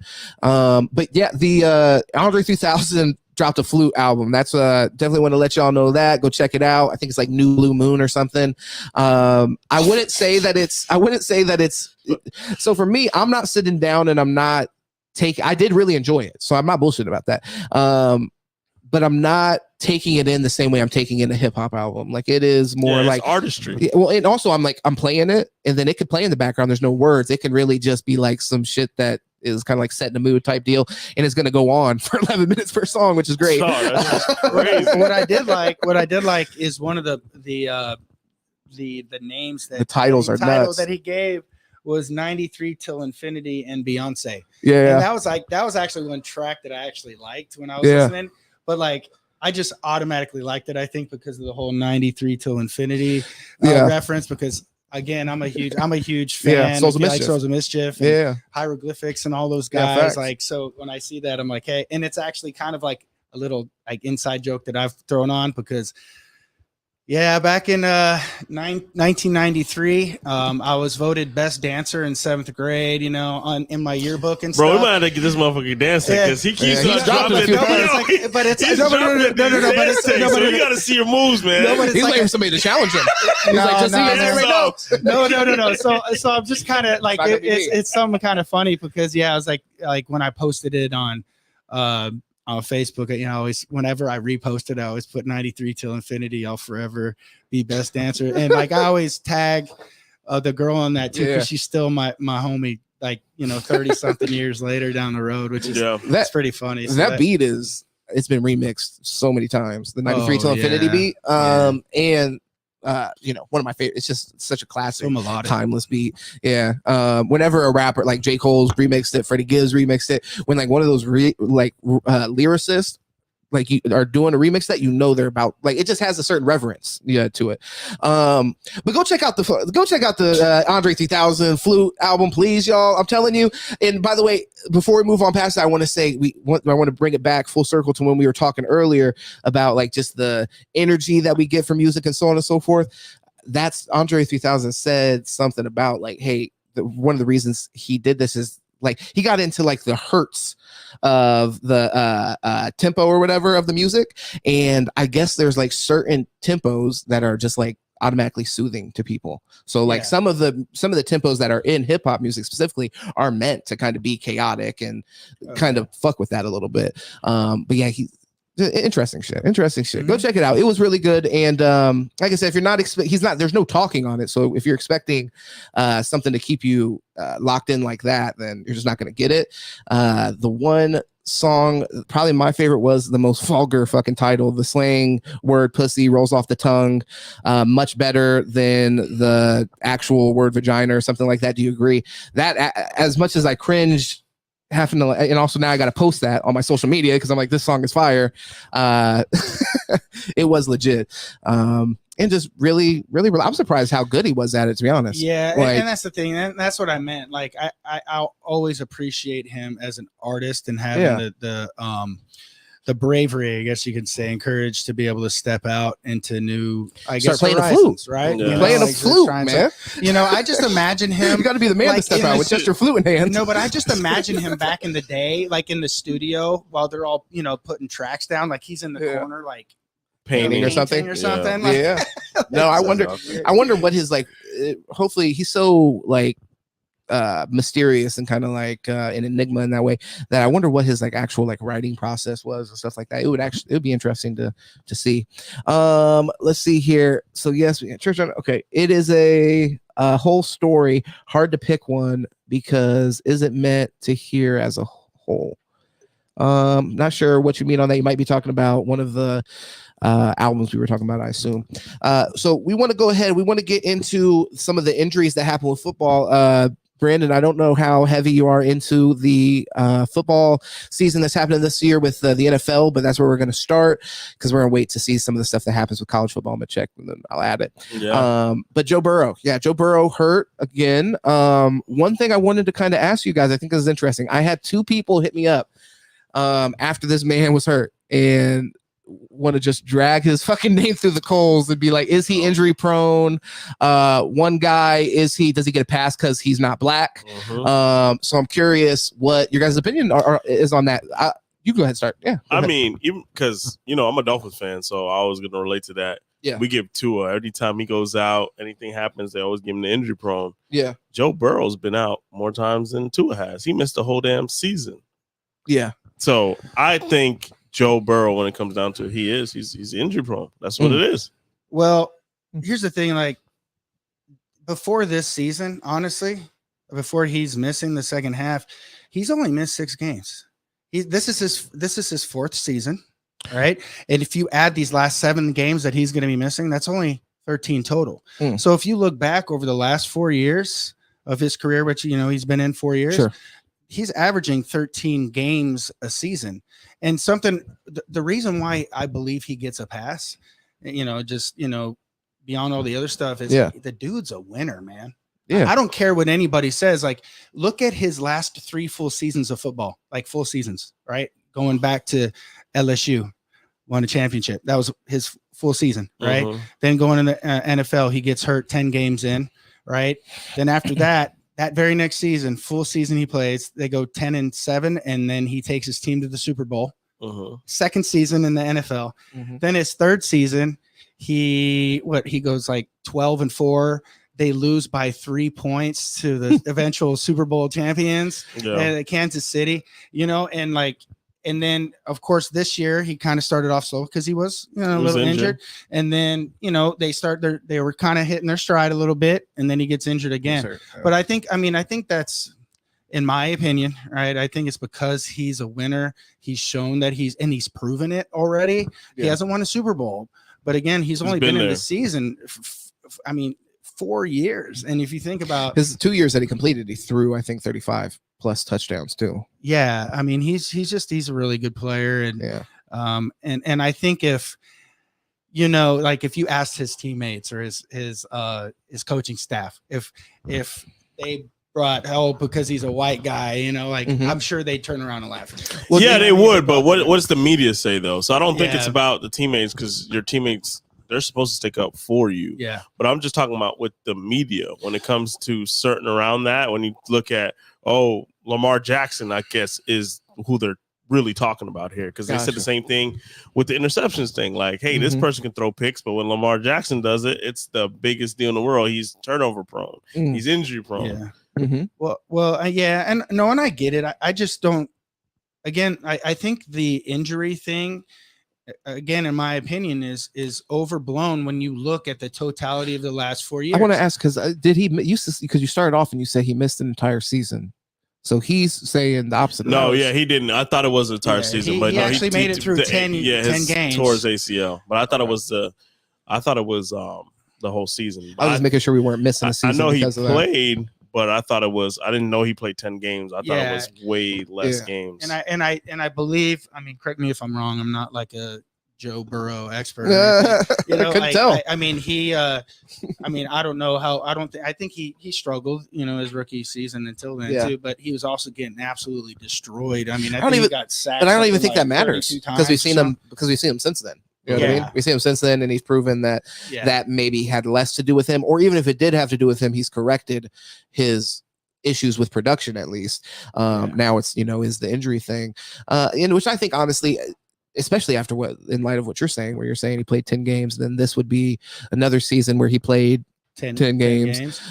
So if you're comparing it to like the other guys, I took it as the opposite actually. Not opposite, but I didn't take it as this was a shot at Lamar, at least a situation where the dude hit us up and he's like, oh, hey, is it because he's white? I was thinking about Tua, to be honest, because he said dark-skinned quarterback. So I was like, okay, what the fuck does that mean? Now we hate fucking Hawaiians? Well, I mean, in fairness, though, I mean, Joe Burrow has been getting a lot of flack, though, in the media, because they had that picture that was taken of him the day before the with game, and then they took it down. So he has been getting some immediate attention on that. Well, him and the franchise. Maybe not people saying he's injury prone, but honestly, I push back against that just based off what you said. It seems pretty reasonable that he played 2 full seasons, something we haven't seen Tua do ever in the NFL.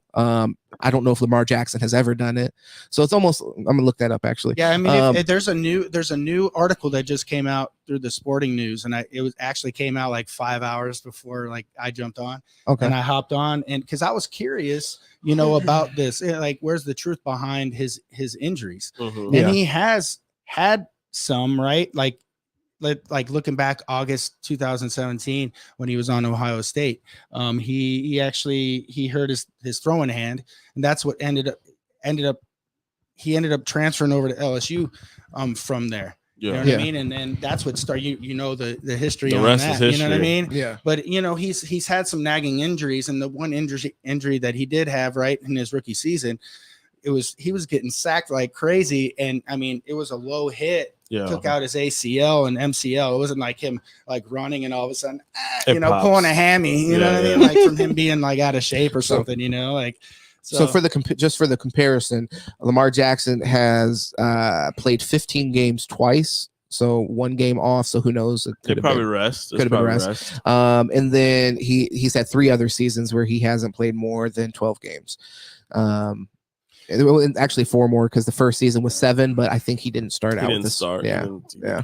So I don't know. I think like it's a little reactionary, I think, to make the connection. And I'm not saying that you made this connection unless you want to, but people that make the connection with like just unfairness with race as it pertains to this, I don't know. I just don't run to it that quickly. Well, it's just like, but it's okay. So you do have the supporting facts on there, because I did not know that. I thought he missed. That's fine. I thought you're good, but I thought he missed a lot more time than he did. Now when you're breaking it down, I thought if it was only 6 games, I thought it was longer too. I thought he only played like 4 games that season. So that's what I'm saying. Yeah. But it's just it's the point what the media is doing with it. Yeah. So it's not. It's just the media runs with it. You're not going to hear no story like, oh, Joe Burrow's injured again. It's like, damn. He's out for the rest of the season. But when it's Tua, when it's Lamar, when it's Deshaun, man, these people are singing on it. Like, I feel you, but these guys haven't like. So Lamar hasn't done it, but maybe he did with the 15. I don't know. So he's done it twice, but then we're seeing in recent history, the last 3 years, he hasn't played more than 12 games. I'm assuming he will this year. So it's like just kind of like recent. You could say maybe recent history bias, but. You know, the proof is kind of here. And then also with Tua, I'm more familiar with him, even more so. Definitely hasn't come close to finishing the season. Hopefully he will this year. Like, we're still waiting for these guys to do it literally one time. And also, like, if Joe Burrow was my quarterback, he would get grace too, because he took him to the Super Bowl. The seasons that he has played the entire thing, he's never thrown under 30 touchdowns. So, I mean, what are you going to do? That's your guy. I mean, but I understand you're saying media, and maybe that could be a little bit more fair. I guess there is a conversation to be had, because it is now going to be 2 years that this year they're going to miss out on a possible Super Bowl berth. Or they're probably going to lose T. Higgins after this year. Yeah. So, they're going to run into some issues with paying some of the talent that they have. So this might have been their best short-term window, and he's not going to be there for it. But part of that is also the fact that he's willing to play through it. We had Lamar Jackson last year, which I agree with his decision, but he shut it down based off of contract negotiations. So, you know, Joe Burrow is a guy since the beginning of the season we've been saying he's hurt. I have him on one of my fantasy football teams. He was shitting the bed and he fucking couldn't throw off his knee or whatever the fuck was happening at the beginning of the season. And then somehow or another calf, and they ended up riding that ship. So he's been willing to play hurt. So you also got to give people respect for that. Yeah, well, not to mention, I mean, they came in at the same time. I mean, Tua and Burrow, and I mean, Burrow's played more games. Yeah, you know, and then Tua. In all fairness, he really hasn't, exploded into, I would consider, to be top tier elite, fringe elite quarterback until this season. You know what I mean? I know he played some good games before his injury last year. Yeah. But this year he's really exploded on the scene. Definitely. With, the most, electric offense in the league. I mean, it's so exciting. Last year, I'm not a Dolphins fan, but their game. I will say last year he made a huge step. So like I was what he's doing this year, I was anticipating based off of last year. What he did last year, I wasn't anticipating based off the year before. So like, I pulled up Tua's numbers here. So the first season, 9 games. Now he had he was struggling for the job at that point. But the season after that, 12 games. Last season, 13 games. And then last season, and don't be wrong, even with that, I think injury prone was a question about Tua, but just based off the 25 touchdowns and 8 interceptions they threw last year and 3,500 yards, we were going into the season, both of us were locked in. Like, let's see what happens this year. Absolutely. Whereas before last season, Deshaun Watson was on the table. Like, these are things. Lamar Jackson was on the table. These are things as Dolphins fans that we were very interested in considering. So at that point, I would be less likely to do that. But when we talk about like injury prone, I mean, honestly, if you gave me the choice between Tua and Joe Burrow today, probably would still choose Joe Burrow right now, if I'm being honest. Oh yeah. Yeah. I mean, maybe not for the rest of this season. Let me get him next year, but yeah, it's hard to say that in the midst of what Tua's doing right now. He's balling. But I mean, do you think Joe Burrow couldn't do that? I feel confident that he could. Yeah, he can, but this system is predicated to what Tua's good at. Yeah, but if you had Tua, then they would make it predicated to what Joe Burrow was doing. At. Yeah, but I mean, just Mike McDaniel is just. I mean, this is just a quick decision. He has a quick release. Yeah. He has the fastest receivers in the league, and that's all it's about. I was gonna say like Tyreek Hill. It's like literally just throw the ball up. Mm-hmm. He's gonna get he doesn't. He doesn't really do that too much anymore. He's just winning. He's just winning off of the line, and then it's bang in the hole, bang in the hole. But to your point, though, difference maker is still kind of. Maybe it's not just throw it downfield to him, but it's still just throw it in his direction. But at the same time, let's not act like Burrow doesn't have. Jamar Chase, and T Higgins. Yeah, that's facts. So I mean, they're both great. They're both our future quarterbacks of the future. They both have Hall of Famers if they keep doing what they're doing. Yeah. Oh yeah. If Tua keeps doing, they're a lot of fun to watch. Both of them. He's gonna get there, but he also got to win the big game as well. So he has to get that because that jury's still on him right now. It's like he hasn't won any big games. Yeah. So just talking about big games real quick. Mm-hmm. I'm a Lions fan. I always have been since I was little suffered. Kid. Yeah, long suffering. No, so just question. I just want to get your guys' opinions as outsiders. What do you guys think of the Lions' chances of winning the Super Bowl this year? I'm not quite ready to put them in the Super Bowl conference. I mean, but honestly, if they ended up being one of the teams there at the end, I mean, I wouldn't be super surprised. I think that the Lions, for the first time I can remember my entire life, they're an organization like to be taken serious. Even when you guys had Matthew Stafford and Calvin Johnson, I think you guys went to the playoffs one year, and I think you lost to the Saints, if I'm remembering right. I wasn't thinking of you guys as like a threat in the playoffs at that point. It was just kind of like, wow, look at them, they're here. Even without you guys establishing that, I think just from an organizational standpoint, like, it seems like your players are bought in. You almost always get the most out of them. They don't come out flat. So there's a lot to like about them. I think there's a lot to like about them long term. I don't know. I have a little bit of like Jared Goff kind of like phobia if I was you, and I don't know how much I'm trusting him to get us to the next level, but he has taken a team to the Super Bowl. Yeah, and he's been playing really he is playing. He's playing great. But I kind of still look at him as a little bit of like a fraud. And like in the way that I think that when you're going to really need him, I don't know if he's going to actually be able to get you over the hump. Yeah. But to be honest, as an overall team, I take them very, very, very serious. Like I really wouldn't want to play them in the playoffs at this point. Yeah. Like back in the day when it was Matthew Stafford, the Saints were probably jumping for fucking joy when they saw they got the Lions in the first round. Now, like that's a team that could beat you any given week for sure. They certainly have a puncher's chance. The run game? You guys got Jahmyr Gibbs, who went off a couple weeks ago and is multi-talented. And then you got David Montgomery, who looked like a plotter in fucking in Chicago, just run into the line and stand up as long as you can and fall down for 2 yards. That was the game. Now he looks reinvigorated, like different. So also I think a lot of that comes from just you guys. I think Dan Campbell, I wouldn't rather have him over Mike McDaniel, but he was an interim coach for us.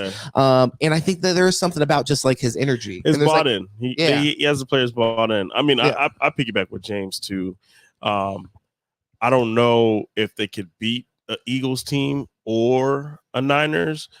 But right now, if it holds up, they are the number 2 seed in the NFC. Yeah. And I think that is going to be good for you because in the AFC is loaded. The NFC is not too much loaded.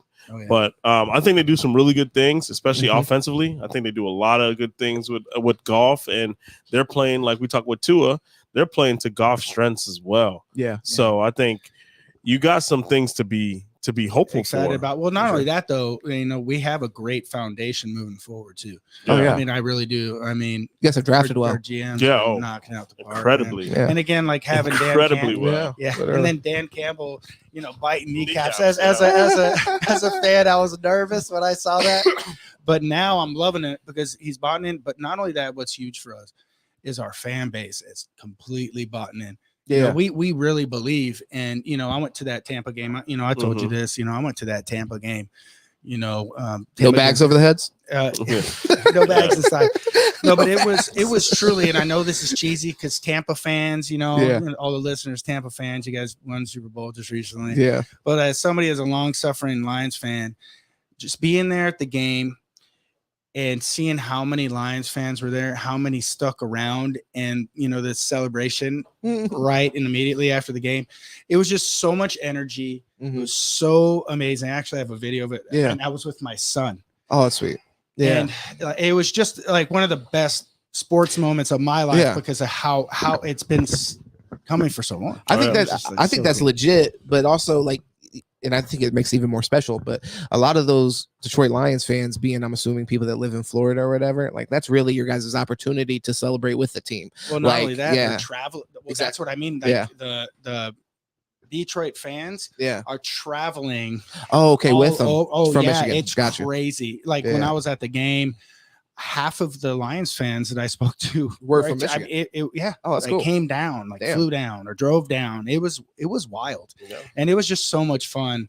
The entire game, whenever we would score, do anything good. Yeah. All the Lions fans, just nothing but love between all of us. Like I was with every Lions fan I made eye contact with. We were just like, I can imagine. It was really we guys, I mean, not too far off with as Dolphins fans, to be honest. Yeah, we're dog shit. We were playing in a nicer place. Yeah, we're dog shit, but we won games. We weren't as bad as like we always talk about it.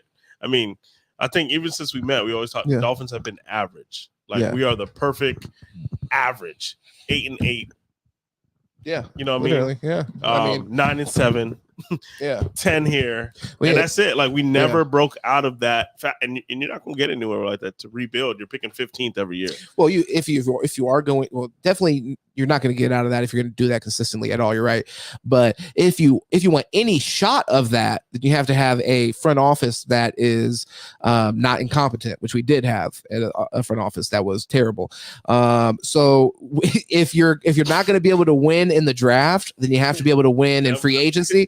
And we have the greatest, like in the entire NFL, we have the greatest sales pitch of anybody. Like you come down here, it's the nicest place you can live while also not paying sales tax. So it's like we couldn't sell millionaires on that. I don't know how. I don't know fucking how you can't do that. But like we got Brandon Marshall every once in a while, every 4 years we'd get somebody to like just waste their career with us.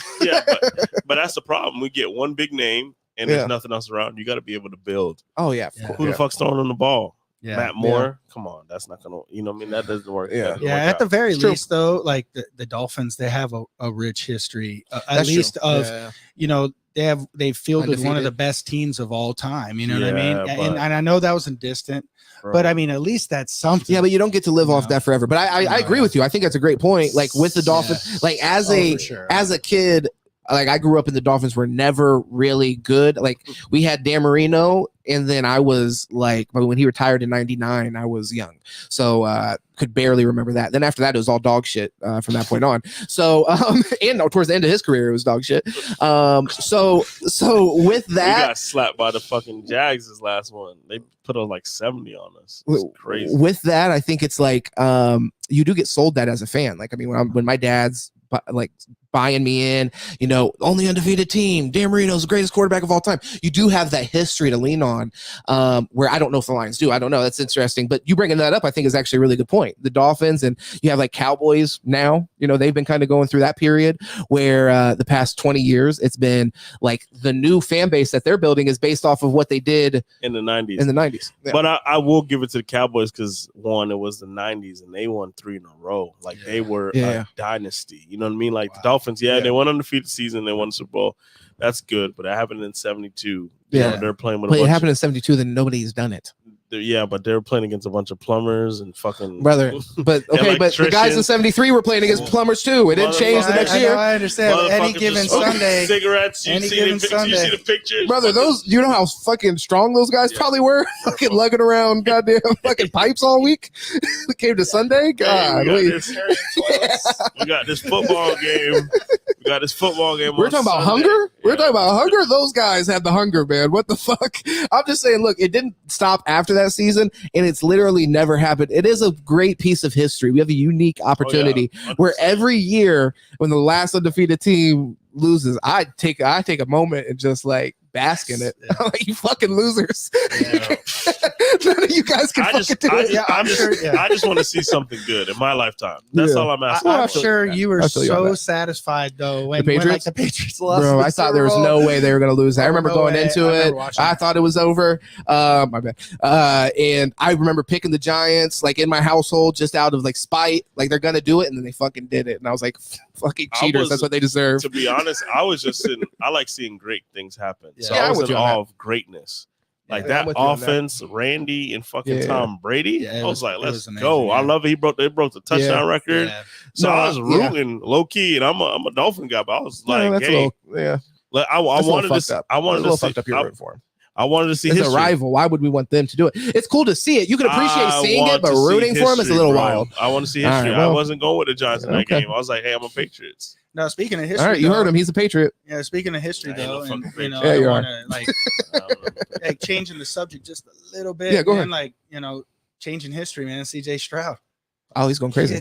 Kid's a baller. Yeah, I mean, he is. Yeah, like, I'm so happy I picked him up in fantasy, man. He saved a lot of people's seat because he probably didn't get drafted by a lot of people, or maybe late. If you drafted him, then you did well. With him, it's interesting.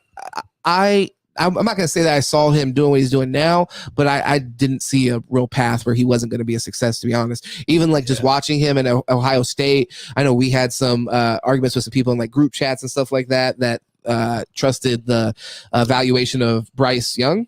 And I think when you compare the two from like a pro game standpoint, like there's just no knock on CJ Stroud's game, literally. Like, and I'm saying in college, when you saw, I was already convinced because I didn't see any holes in his game. But then when they played the Georgia Bulldogs, I'm like, bro, what the fuck are we even talking about? There's literally, he did everything. He got them back in the game 6 different times. Yeah, he went crazy. And now he's doing it in an NFL, and it's just so definitely impressive. Definitely. Yeah. Well, and with a rookie head coach, he deserves a lot of praise. D'Amico Ryans really turned like we're talking about buy-in. He did a similar thing to Dan Campbell, where right off the bat, teams buying in. And I mean, you know, I think both of them are in good places for that to be the case because there's a lot of dysfunction. So I think a lot of those players are hungry for some kind of organization that makes sense. But he did it. And then making a really aggressive move to go get Will Anderson. I think they had next pick. Yeah, first and second pick in the draft. Second and third in the draft. And now it makes sense because they look like they're about to make the playoffs, right? Especially with Cincinnati. So now it's going to be in the 20s. So if you're Arizona, you want to do it because you're like, yeah, that's a fucking 2 top 10 picks I got right now coming. You know what I mean? Not anymore. Should have taken the guy. Yeah. Should have taken the fucking guy. Now you're over there playing with Kyler Murray for another year, looking like a dumbass. Did you guys watch that record-breaking game 2 weeks ago? What you mean? CJ Stroud? I didn't watch it. I just seen the clips, highlights, but I wasn't watching it live. It was amazing because, you know, I had like Sabaya because, you know, Justin Fields actually was my starting quarterback. So when he got out and I was like, when I saw CJ sitting on the waiver wire. Oh, he was available. Okay. He was available. There it is. Wasn't drafted. I was like, hey, man, because he, you know, his trajectory at that time was up. So, when that game, if you watched it, I mean, I love Red Zone. I think it's the greatest Red thing Zone's that's dope. ever Yeah, been, agreed. Created. But when I was watching that, I was blown away with just his poise. Yeah, you know, he's just like so stoic. Maybe it's just something about his face for people to believe in him or something. But he's just so stoic and the way he handles himself under pressure. That kind of stuff. I don't know if you watched the Georgia game, but that's exactly what you're talking about. Is what if you watched the Georgia game, you saw then, where and in that case, he's facing a team that they're not supposed to even beat. Like it's Ohio State still. And one of my hesitations with evaluating any quarterback from Alabama and some of my knocks from Bryce Young is he always is going to step into the game with the benefit of I have the best athletes on my side. I have the best offensive line every single week at Alabama. That's a no-brainer and still can't stand in the fucking pocket and deliver whatever. So I think that you've just seen his game, which already looks so transferable to the pro game. It hasn't changed really. Like he's going to get better and he's going to get more comfortable, but like he looks like the exact same player. But yeah, did you have anything on CJ Stroud? I did put on the list because I heard some mumbles about him being MVP candidate. So I thought that was interesting. I hadn't considered that, to be honest. He's got a pretty. Let me pull up his actual numbers real quick. Yeah, but we there's a lot more football to be played. Absolutely. I mean, if he keeps it up on this level, then yeah, there is an argument. But we've seen people get hot streaks, and we gotta see where it's gonna take. Yeah, especially rookies too. That is kind of like a hit a rookie wall where people aren't used to. They don't have a lot of tape on them. They come in hot and then they kind of cool off. Deshaun Watson had that same kind of crazy. I mean, even crazier than this. To be honest, I don't know if you remember when Deshaun Watson before he got hurt, he was throwing like fucking 4 or 5 touchdowns a game. Yeah, he was like it was crazy. Yeah. Him and Bill O'Brien was going crazy. Yeah, I mean it's crazy though right now. I mean 15-2. 15 touchdowns to start out your career. It's he's managing the ball well. They're doing a great job. That's another, again, like what James said. That's another organization that culturally they got the right guy. They turned it around and they're making good plays. And what's going to even be more crazier is that free agents are going to want to go there. To play with that. So because if you look at a receiving core now, it's a tax haven too. By the way, you probably know that. Yeah, Texas, the same thing. Yeah, that's like my same outlook with the Lions too, because all these players are just loving biting kneecaps. It's less of a thing with the NFL, but I still think it comes into play. Like this, people have the choice when they become free agents. But there's Michigan produces a lot of NFL talent.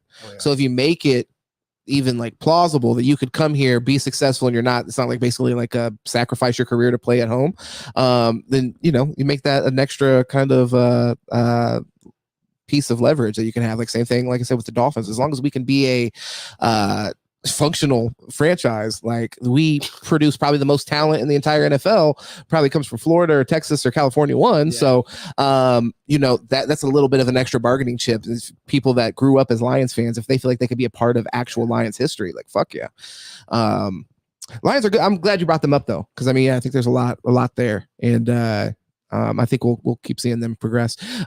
Stroud MVP. You said there you could see a argument. You wouldn't be opposed to it. I said if he continues to play like he's playing, and you could see an argument. But gotcha. There's a lot of football to be I feel you on that. So I don't think right now. I just really wanted to throw that out. I didn't know if anybody was like immediately like thought it was wild. I didn't think after I looked at it, I didn't think it was, but it just wasn't even on my radar that he could be in that hunt. Yeah. So he also has 2 rushing touchdowns, by the way.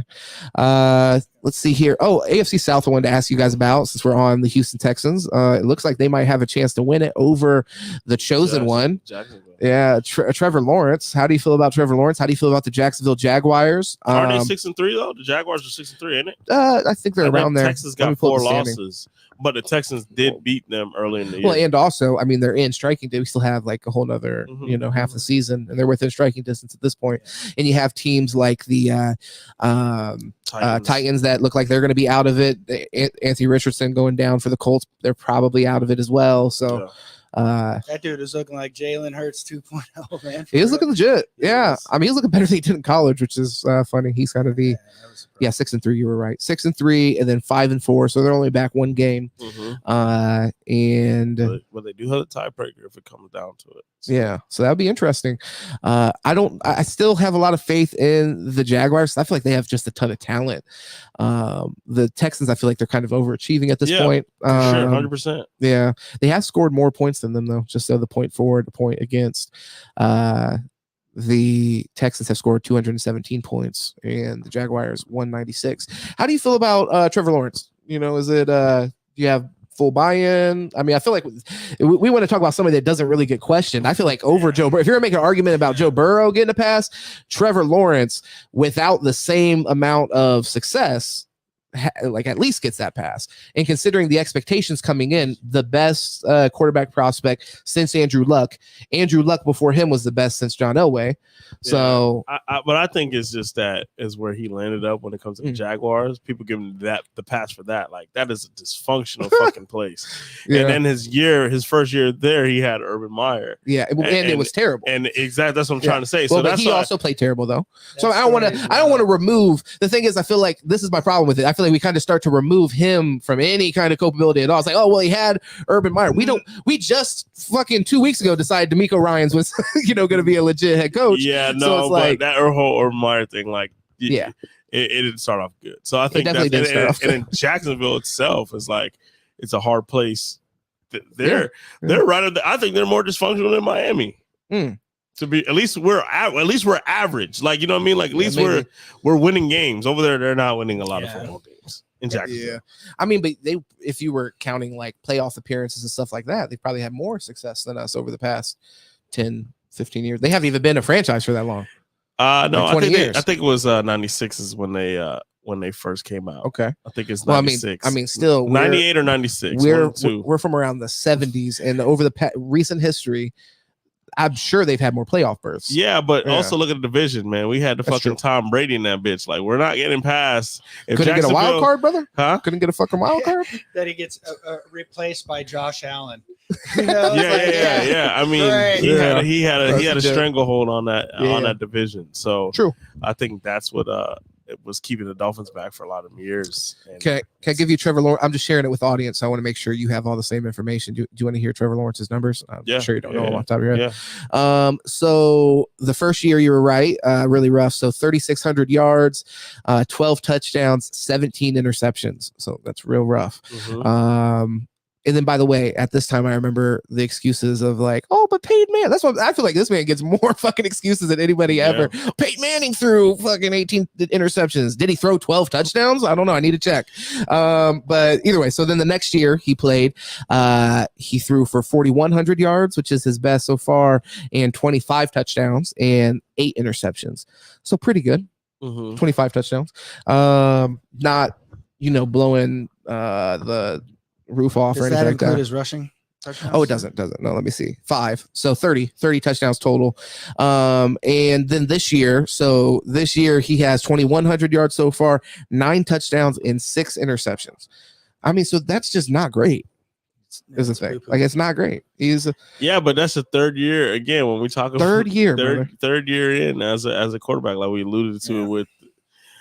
But once again, like, we're removing him from expectations. Number 1 overall pick, best quarterback prospect since Andrew Luck. And like I said, so he's top 3 quarterback prospects since John Elway, 40 years. But when they talk about prospect, they talk about all the attributes. You know what I mean? Like how well he's going to be able to play quarterback based off his attributes. Though. But he's playing like shit.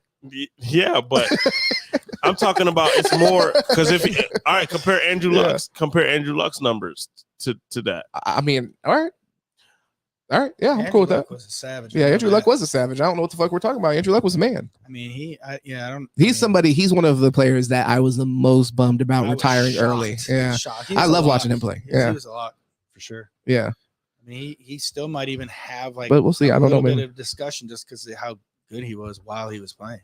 Yeah. I just discussion for what? Like greatest of all time? No. Oh, okay. No. All right, I'm just making sure. No, I was just kind of mentioning possibly. I'm not even like a Hall of Fame type material. Oh, I think you can make an argument. Yeah, there's definitely an argument. So I got his numbers right here. I want to make sure I'm sharing it with the people. That's all right. Give me 1 second so I can share this with the folks watching at home. Thank you for everybody tuning in. By the way, make sure you subscribe if you haven't already. We're going to do these lives way more often. Every Tuesday, we will do a live, though. And these weekend lives, we'll try to work them in where we can fit them in. But by the way, we didn't even say we got Jay and we got Brandon in here today. We just been vibing so hard. Make sure you do you have anywhere on social media you want people to find you, or you like being mysterious? He likes being mysterious. Okay, cool. All right, go find them, guys. You got a challenge. Go find them. All right, so Andrew Luck his first year threw for 4,300 yards, NFL rookie record. Just saying. He threw 18 touchdowns. I mean, I'm sorry, he threw 18 interceptions. So that's still a lot compared to Lawrence threw 17 interceptions, but he threw 23 touchdowns. He knew how to get in the fucking end zone at the end of the day. And he can run, and he can run too. So yeah, he threw, and he had 5 touchdowns on top of that. 28 total touchdowns, 18 interceptions. That was his first year. The next year, 23 touchdowns, so same amount, 9 interceptions. Cut it in half. Fucking just cut that bitch right in half. Yeah, by the way, Trevor Lawrence's second familiar to his second year. That's what I'm trying to say. Hold on. By the way, hold up. 11-5 and 11-5. What did Trevor Lawrence go last year? Okay, well, let's not just skip around. So his first year, he was 3-14, dog shit. Yeah, well, we know, but 11-5. Who's 11? I'm saying 11-5. That's not bull. That's really good. Who's Andrew Luck's first year? First year, second year, and third year. Yeah. No. Andrew Luck was not fucking off. You came in with disrespect for Andrew Luck. I can tell. I want to know. I want to know. Show me Andrew Luck's numbers. Okay. The numbers are comparable. They're not comparable. They're not comparable at all. The only thing he has is the 4,300 passing yards. That's what he has over him. Yeah, that record that we're talking about. But I told you, he was 9-8, by the way. Last year, 9-8 for Trevor Lawrence. So not 11-5, we could say that. And he did throw more touchdowns. Yeah. Touchdowns. So this year he has 9 touchdowns. So this would be his third year. Andrew Luck threw 40 on them things. So this third year. He was fucking going for burrito numbers, dog. I don't even know what the fuck. These guys should not even be compared. I'll be honest, in my opinion, anyways. Yeah. 40 touchdowns. Yeah, 40 touchdowns. And he threw for 4,700 yards. He really wasn't one to fuck with. Like, to be honest. Snapping. Yeah, he was nice. And then after that, no, I know that he took off early, but I wanted to see the first 3 years because I know that they were very not that similar. The only thing that he has over in the first year is 4,300 yards and more touchdowns.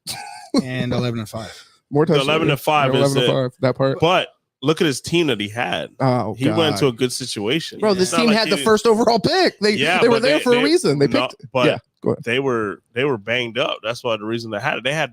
They had Peyton Manning the years before. They were running. They were almost at a championship. I know, bro.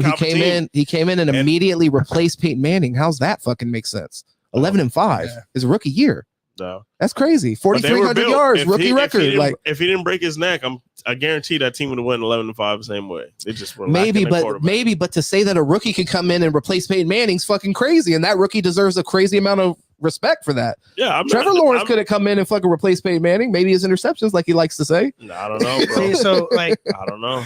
I don't know. Maybe Trevor Lawrence's first year, no. Second year, yes, comparable. Second year is comparable. Year, but what I'm trying to tell you, his first year, he was in fucking dysfunction. Brother, their third year. Let's talk about right now. Right now, he's behind the 8 ball right now. Andrew Luck threw 40 of them things, brother. Right now. And then, by the way, he came back. He got hurt the next year, threw 15 touchdowns in 7 games.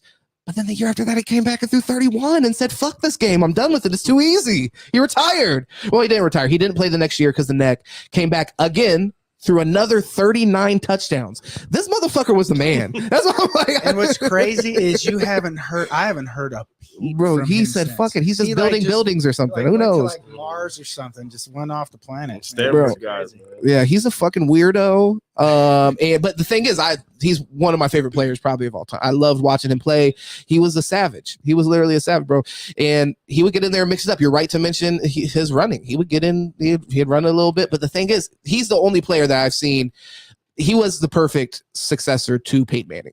Because he would get out there and he would get into like the diagnosing, switching plays up. He just got he had a long leash as far as that goes because they trusted his acumen. And that paid off because he threw 40 touchdowns and then came back through 31, through 39. This guy, Trevor Lawrence, can't fucking figure it out. 9 touchdowns and 6 interceptions this year. Please, brother, please stop defending this man. Harold, you're right. Racism lives. Racism lives, and it's in the form of Trevor Lawrence, the fucking guy that gets a pass for every fucking goddamn thing he does. Just playing. But no, I think we need to see more out of Trevor. I think you would agree with that, to be honest, right? Yeah. Sure. But I'm just saying that year 1 is a fucking scratch. So I hear you on that. I mean, that's all I'm going off of. I'm saying that year 1's no, but you could say it's a scratch, but only in context. So if he was balling right now, we could say it was a scratch, but since he's not, we have to look at it and be like, okay, maybe there's actually something to that. You know, maybe he wasn't able to. Now, starting tomorrow, watch Trevor Lawrence. Yeah, I'm definitely tapping in. Start looking out. I'm telling you, bro. He's going to text me fourth quarter. He has 500 yards. I'm telling you, bro. Yeah. What's crazy from that class though too is just seeing Trey Lance's like career arc. Man, it's like. Oh yeah, but that was a reach though. Yeah, and that's what you're gonna get out of, and that's what you're gonna get out of them guys. That you have to be careful about, that you don't have that same level of competition, like the Jordan Love thing. You know what I mean? Like even with like the Jordan Loves, like, hey, he didn't play on that same playing field, but people wanted to come up and they wanted to reach. Like even Miami were looking at him over Tua. Or at least Brian Flores was that. That's who Flores wanted as a quarterback. Yeah. over Herbert. Over Trey Lance? He wanted Trey Lance over Tua? No. Trey Lance was the next year. Okay, who are we saying we wanted? Jordan Love. Oh, gotcha. But they don't play the same level of competition, so people try to reach and they try to create guys, and doesn't always work out for you. I mean, well, there's only, and the thing is with quarterback, like with wide receiver, you got 3 of them starting. Like all these positions, there's several on every team. Quarterback has one guy that they're producing. Might not even be. A lot of times you find out it's not even the best guy on the fucking roster sometimes. So you're talking about the pool that you have to pull from during come draft time is like really like you have like 3 or 4 guys. Like that's wild. It's a thing. You got like 3 or 4 guys in the entire draft that probably could start at that position. Every other position has many. At least if we're talking about starter caliber. Quarterback, just not really. And I think the game changes so much, and maybe less so now because the game's evolving on the amateur level. But back in the day, it would be like the step from college to NFL was significant as far as like what you'd be asked to do in that position and so on and so forth. Probably more than other positions, I guess is my point. I want to ask you guys about NBA. I don't know how heavy you're into it, but really, he's a Suns guy. Oh, Suns guy. That's right. You said Suns fanatic. Well, I this is the funny. I feel like I'm into the NBA too, but this is kind of the funny part of the question.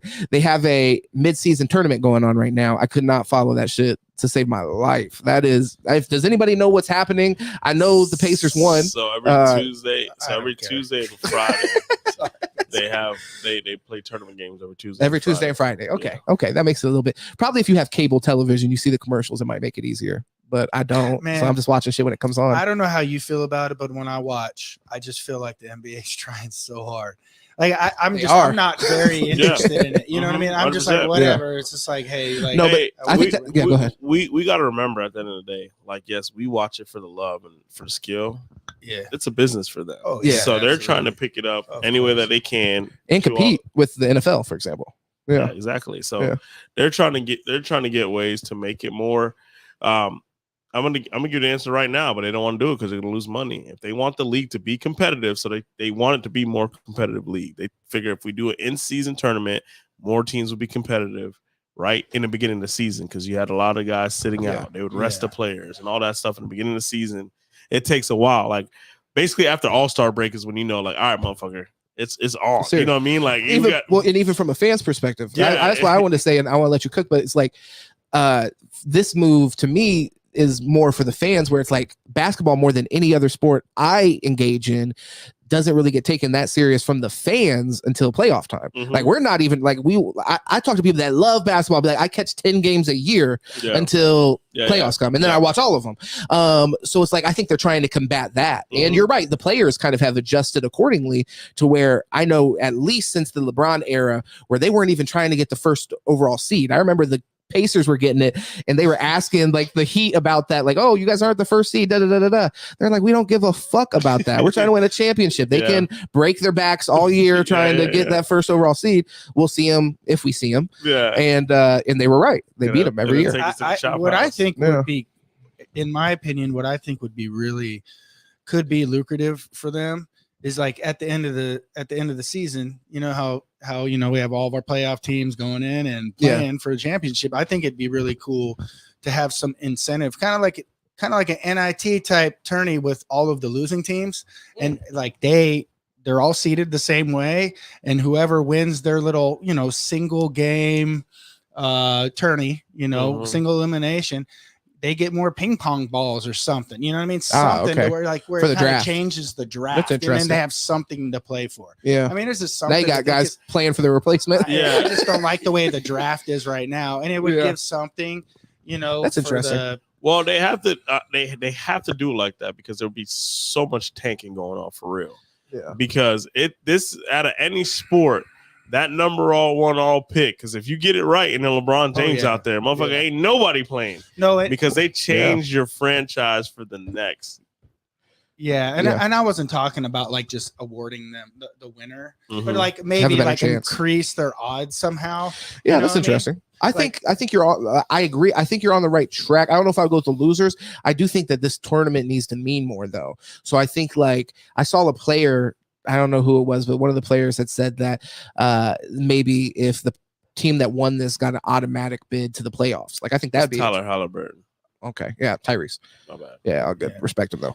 But fucking 14 assists last night. But So what do you guys think about the play-in though? At the end of the year, I'm not a fan of that. I like the play-in. Yeah, I don't hate it. I don't because what if there's such a huge difference between but the Heat just made it to the finals, right? Off of that, yeah, right. Yeah, I like the play-in because you're going to run into a situation like you look at Memphis. Ja Morant suspended 25 games. He's going to come back in now.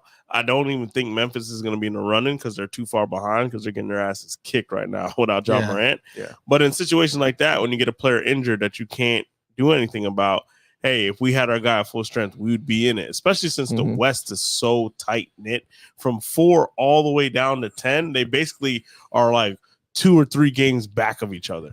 So that's why I like the play-in for that aspect. No, and I agree with that. But like there's going to be a time when there's going to be a huge disparity, right? Yeah, like disparity. The two. Like, yeah, sorry. You're good. But to where if I'm on that 8 seed, you know what I mean? Like it's like, man, like my whole season was nothing. You know what I mean? Like so it was extra 15 games maybe. Not necessarily though, because when you look at it, you're only like 1 game up or a half game up. You know what I mean? And they can lose twice. Yeah. So they get a little bit of a benefit. I see what you mean, but they it's not 1 loss and you're out. You're not 1 and done. You got to play again. Yeah. I understand. It was in the perfect example, the Heat were a playing team. They went all the way to the finals. Yeah. No, Which I honestly wouldn't have even thought, because what you're saying, not with those teams, but I always, with the NBA, I think of the disparity in the 7 game series. It weeds out a lot of those this upset team, this underdog wins. Like that almost never happens except the last couple of years with the Heat where they've been able to compete in that way. So I didn't like the play-in until I saw something like that. It gave it a little bit more validity where I'm like, well, That's if you watch them playing games, them motherfuckers are playing, and that's what you want to see. Like you're gonna see people. It does have trying. a type atmosphere. And I get you. You're gonna see people trying. How do you feel about what I said about the automatic playoff bid for like attorney, something like that? Or do you have another alternative? Or do you think that the $50,000 bonus or whatever they win, it's 500,000 bonus, do you think that's just enough? That just doesn't make me care about it. That may make the player care about it, but that I don't give a fuck. If they win this tournament, they get an extra $500,000. Good for them. Yeah, but Dame Lillard said it best. So remember, all the big dogs are getting paid in the NBA, but when you look at the bench players and the role players, they don't even know if they're gonna, you know what I mean? Why do I care? That's my thing. Why does that make me care about those games? It's not for the fans though. It's for the players to play hard. But you're saying that's what they're trying to. But the tournament's for the fans. But the tournament's for the fans. It's trying to get, like we already established, is to get us interested for the in-season games. Yeah. So it's not doing that if what's at stake is like, hey, watch these guys play games they would have played anyways, and at the end of it, we'll give the winning team 5. I just don't give a fuck about that. I agree with you.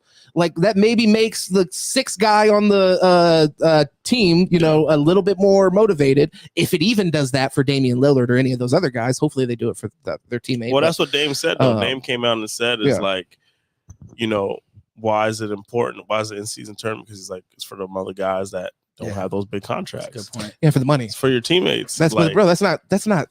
I get that's not for your. He's not even saying that for us, really.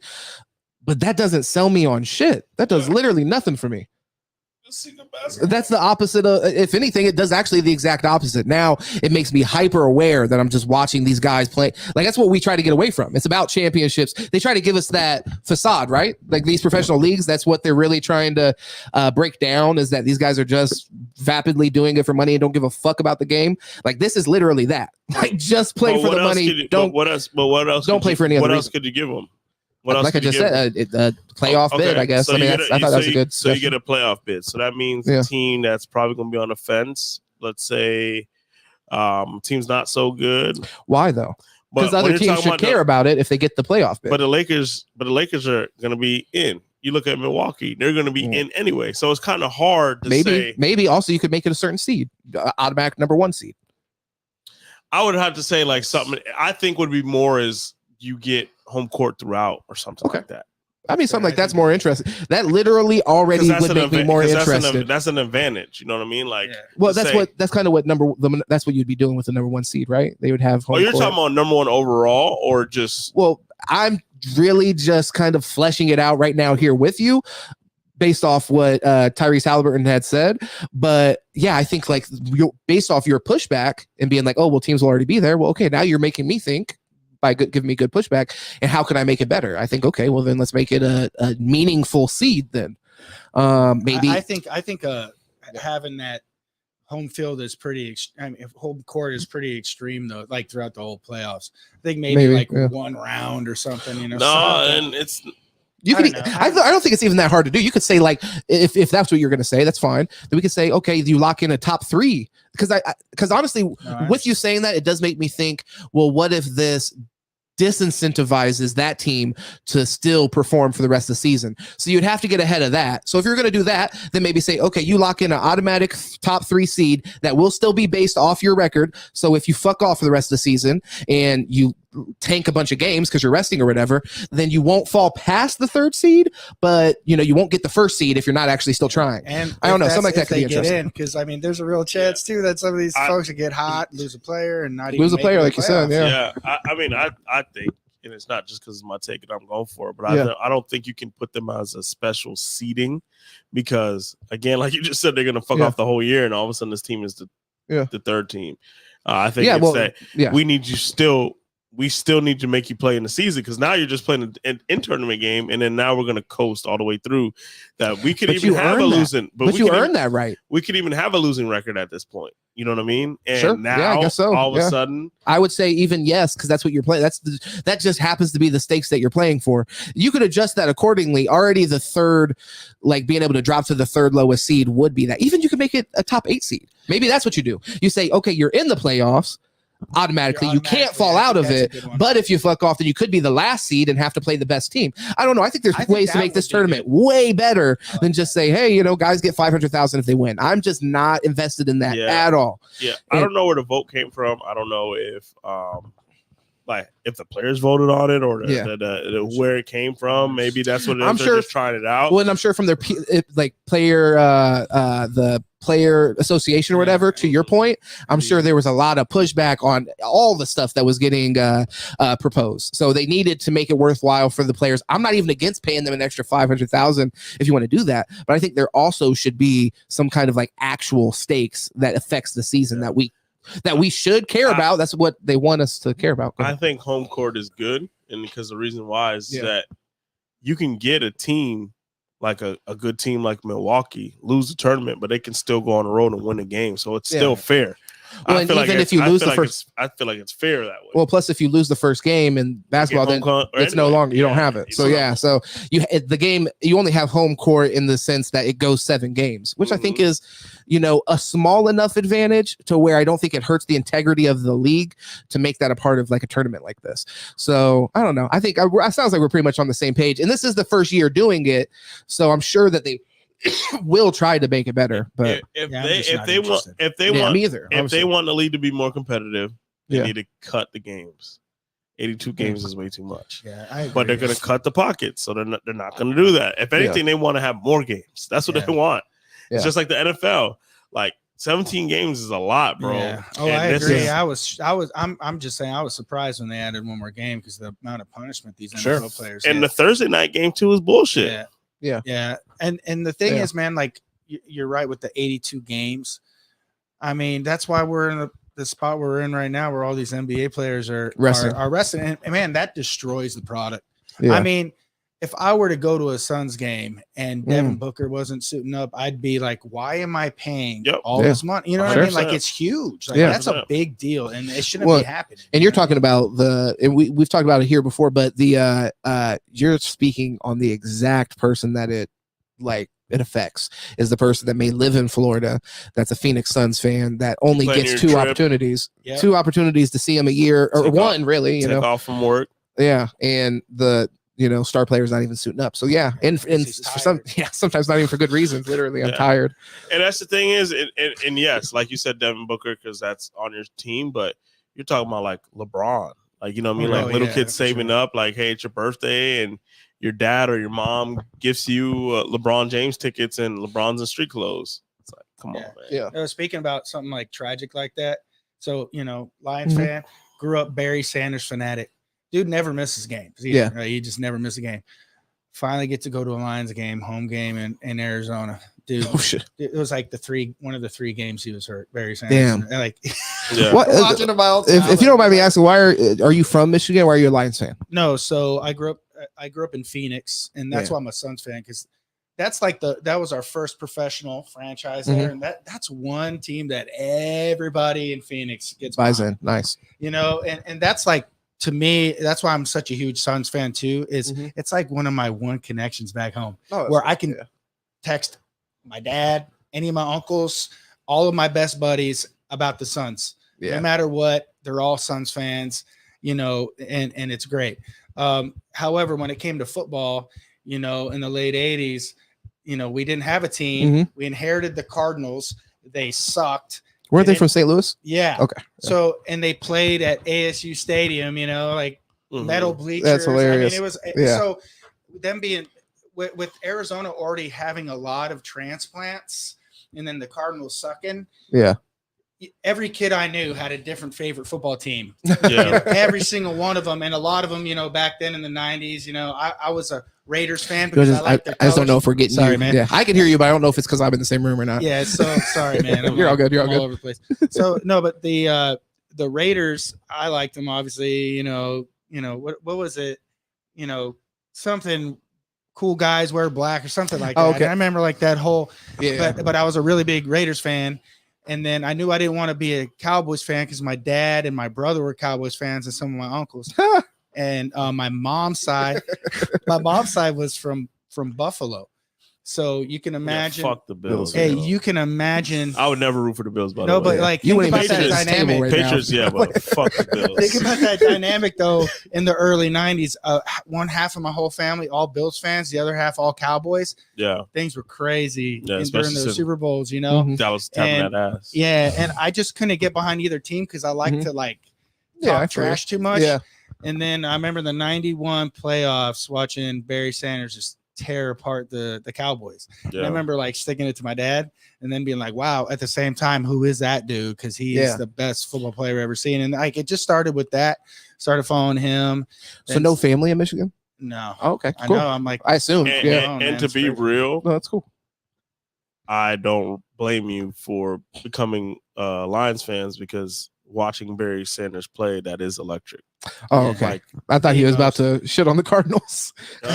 How you started it out. I don't blame you for becoming a Lions fan because the Cardinals are dog shit. Yeah, but you, I mean, if you got to think about it, if you're watching something, and I'm gonna take this with baseball. Oh, like sure, I never really followed baseball like that, but when I started getting into, I was watching the fucking Yankees. Yeah. And these motherfuckers are good, bro. So I'm like, so I could see that. I'm watching Derek Jeter make all these plays. What are you making the decision based? Like, I'm agreeing with you, but it's like a lot of our, like me being a Dolphins fan, I know we have similar where it's like it's a family thing. So it's like it was just like we were rooting for the same team. Mm-hmm. But then outside of that, when I'm looking at sports that I'm not like already born into and like born into a allegiance, you are kind of looking at it and being like, what speaks to me about this team? Are they good? You know, you're obviously going to pick a good team. You're not going to pick a shitty team. I'm agreeing with you. That's what I'm, Oh, okay. Yeah, I'm about to say, I'm like, what? What do you mean by that? Of course. No, I'm agreeing with you. So when you go and if there's no other kind of like person that's ushering you through baseball, then you're going to look at it and be like, okay, what grabs my attention? I'm not going to like be like, oh, I like the fucking White Sox because they suck and we're black. It's funny too. I got a little soft spot for the Cubs because the WGN was always on TV in the home run competition. Harry Carey. Sammy Sosa and McGuire was going back and fucking. I watched the game all the way to like an 8th inning just to see Sammy Sosa crank a home run. And watching fucking 8 innings of baseball ain't easy. Yeah. But to see him like get the crowd excited and stuff like that was it's cool. And again, like I said, I was mentioning Harry Carey. I always enjoy listening to him talk. And you know, Will Ferrell's impersonation of him is just perfect. Whoa, you know, it's so funny. But baseball announcers, God bless them, man. No, but 4 hours of just talking about nothing. That's like one sport like that I've just never really gotten into for that very reason. And it's just not enough action for me. But but true story though too.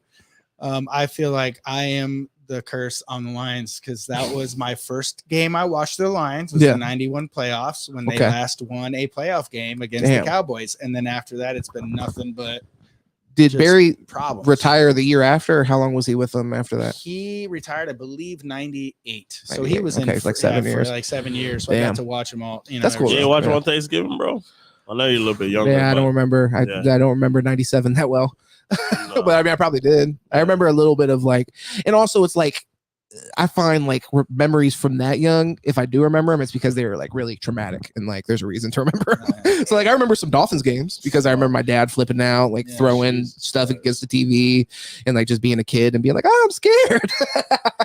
Shout out to my dad, man. But shout out to all of our dads. The fucking fins, bro. Oh, the TV's broken. The fins for sure. That's always been though. Like the Dolphins that's been my, as far as sports go, my greatest love. Like I'll support them regardless if they're the worst team in the NFL. It's not even a thought. I've never thought about not supporting them. I mean, even. it's deep. Like people don't understand that. Like I'd say and they're like, oh, you act like you play for them. I was like, listen, motherfucker, them motherfuckers put me in so much misery that I'm a part of the Dolphins. Bro, you've been a part of the Dolphins longer than fucking Tua has. Yeah. You know what I mean? Like he can't be we and us not be we. Yeah. What the fuck? That's why I like that celebration that I had a few weeks ago, surrounded by so many Lions fans. Oh, very like dope, to finally be like, man, bro, we're actually a contender. It's amazing. And that's the beautiful thing about sports is because sports bring people together, and no matter what race, age, or what they believe in,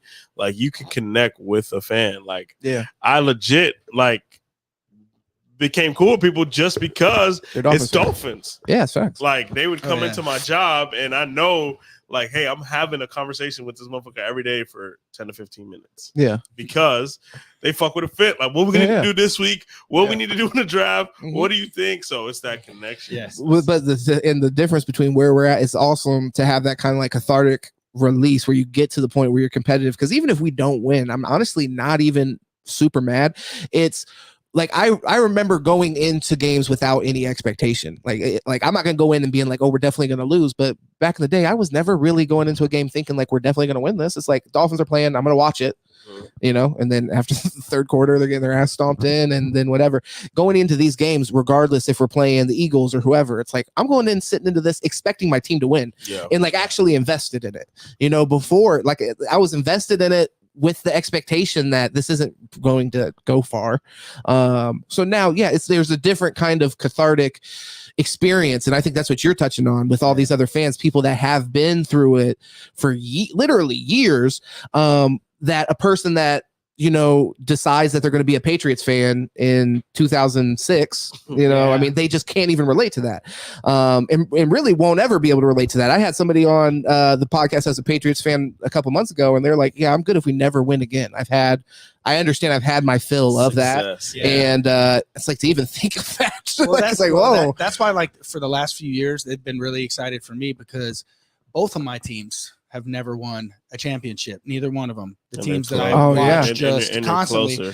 So like, well, the Suns back in the 90s, though. Well, they were excellent, right? But over the last 10, 15 years, they've been terrible. You had the Steve Nash and Amari. Well, too. Still 10-ish. I think that was your best chance right there. If Amari Stoudemire didn't get ejected. Dude, we were two games away from winning the whole thing just a few years ago, and then Giannis just went crazy and just started steamrolling us. But I mean, I'm just saying in general, the last few years as a sports fan has been just great for me because I've had both of my franchises turn around almost like within the same amount of time.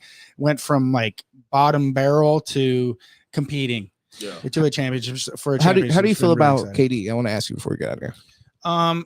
He's balling right now. How do you feel you guys got him? You really excited? Or I was excited. Okay.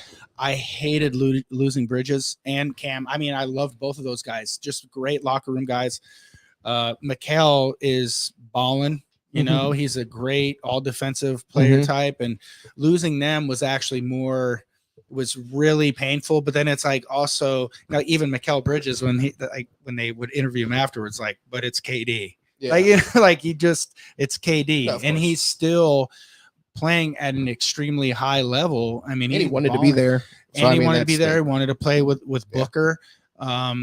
However, you know, like this year, I'm not real crazy excited right now because it's kind of like, the media pundits, all these injured guys. And right now that they're being proved right. Yeah, I think Beal's out. Yeah, I'm about to say, I seen Bradley Beal's out for a good amount of time. They haven't even played a game together yet. Yeah. I feel like that's so like the Nets had the same thing where it's like I don't think the core people they got together played more than 12 games or something like that together. It's insane. However, though, like if those three really, when they get to play together and if they really have a chance to build that cohesion, I mean, at the same time, I mean, how do you three? How do you stop those guys? All three of them are if I'm being honest, they're looking at a deep playoff run. Yeah. So I think they're being more cautious than what it needs to be to say hey, we can sacrifice you guys not coming together right now. It's fucking November. Like I'm not worried about it now. We're trying to but this is the time to come together and like not be on the same page and slowly but if you're talking about injuries that can I hurt you in the long run, like I think this is the time now, like, hey, make sure it's 100% healed and you're good to go. So it's not going to be a prolonging thing. We get you back one game and then now you're out 3. And to your point, though, circling back to KD, that's why I'm feeling a little apprehensive as a Suns fan. Sure. Because, we only Booker's a spring chicken amongst the three of them. You know what I mean? The other two, I mean, even Booker, he's out a lot with injury. But, I mean, who knows how Beal comes back and all of a sudden, like Durant, he tweaked his leg and with the temperament of these guys. I think it's interesting because the death of the super team. I mean, I wouldn't say we're there yet, but it kind of feels like that's kind of the age we're in. Yeah, and it seems like it's coming about because it's really not that easy for guys to get on the same team and all just be cohesive. And the NBA is making it harder now. Yeah, that's what they're absolutely. Well, I mean, what the Suns had to give up, that's what's making me nervous. Sure, because it's like they gave up everything. Well, the thing is, though, I think they did great of shoring up that roster with the amount of money they didn't have, honestly. Well, when they got rid of Ayton, was the biggest thing. Yeah, and honestly, that dude needed to go. He needed to change scenery. I've never. He was doing Roy Hibbert numbers. Yeah, dude, I watched that dude in person. Disappear. Yeah. Jesus. I watched that dude in person. I couldn't believe, even my son's watching is like, Dad, why doesn't he just turn around and dunk the ball? I mean, because when you watch him in person, it's different watching him in person than when you see him in person. It's like, dude, this dude is a man child. He's got more spring in his step when he's running around than everybody else. You can tell he's the most athletic guy on the court while being the biggest guy. And he's in here catching the ball and doing these little flippies over his shoulders. Like, bro, grab that thing and put that guy through. It drove me crazy. I wasn't the Pacers were trying to sign him last offseason or offseason before that, whatever it was, and he was somebody I was not mad that we missed out on because y'all ended up coming through and matching it.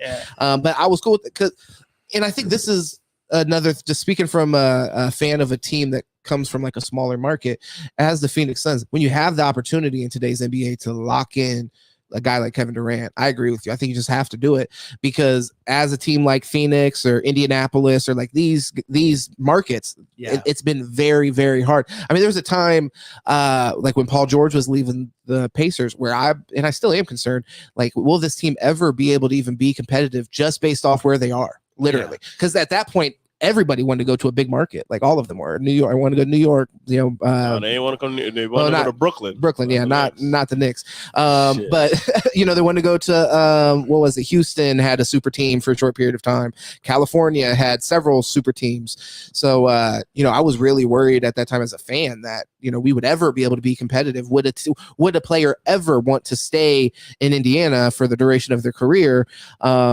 With the opportunity to just pack up and go to wherever. So absolutely. I think you guys made the right move. Well, I think with Indiana too, though, man, I mean, that trade with the Kings, I mean, that's a win to me. I look at that as a win-win for both teams. It doesn't usually happen very often when it comes, you guys getting Halliburton out of that was, I mean, and I tell you what, as a Suns fan, when I was watching that draft and he fell to us, I was straight up because I'm watching I was celebrating at Buffalo Wild Wings. I was like, dude, we got him. And then we picked Jalen Smith. I'm like, are you kidding me? I still to this day, I'm like, Imagine if we had him. I wasn't as hip to it when they made the move to him, made the move for him with Sabonis, because I think that was right after we made the Paul George move, which I feel like we completely fucking fumbled. It's like if you're forced to make that move, it has to make sense, because like I said, you're not just getting free agents that are coming to Indiana. So if you're moving Paul George, you got to get back. They got like Victor Oladipo and a few other players,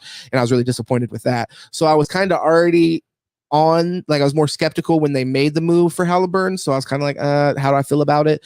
But then like maybe a month after he had been there, he just was balling. He immediately like double guy. But here, all right, we're gonna get out of here because our camera actually died. I appreciate y'all for tuning in. Brandon, you're the man, rocking with us. Yeah, it died, so we only got me on the screen right now. We got Jay here, so go check everybody out if you can find them, but mainly go check me out because these guys are mystery men. Sit and Politic everywhere on all social media platforms. Sit and Politic, and make sure you subscribe here because this is where all the content's at.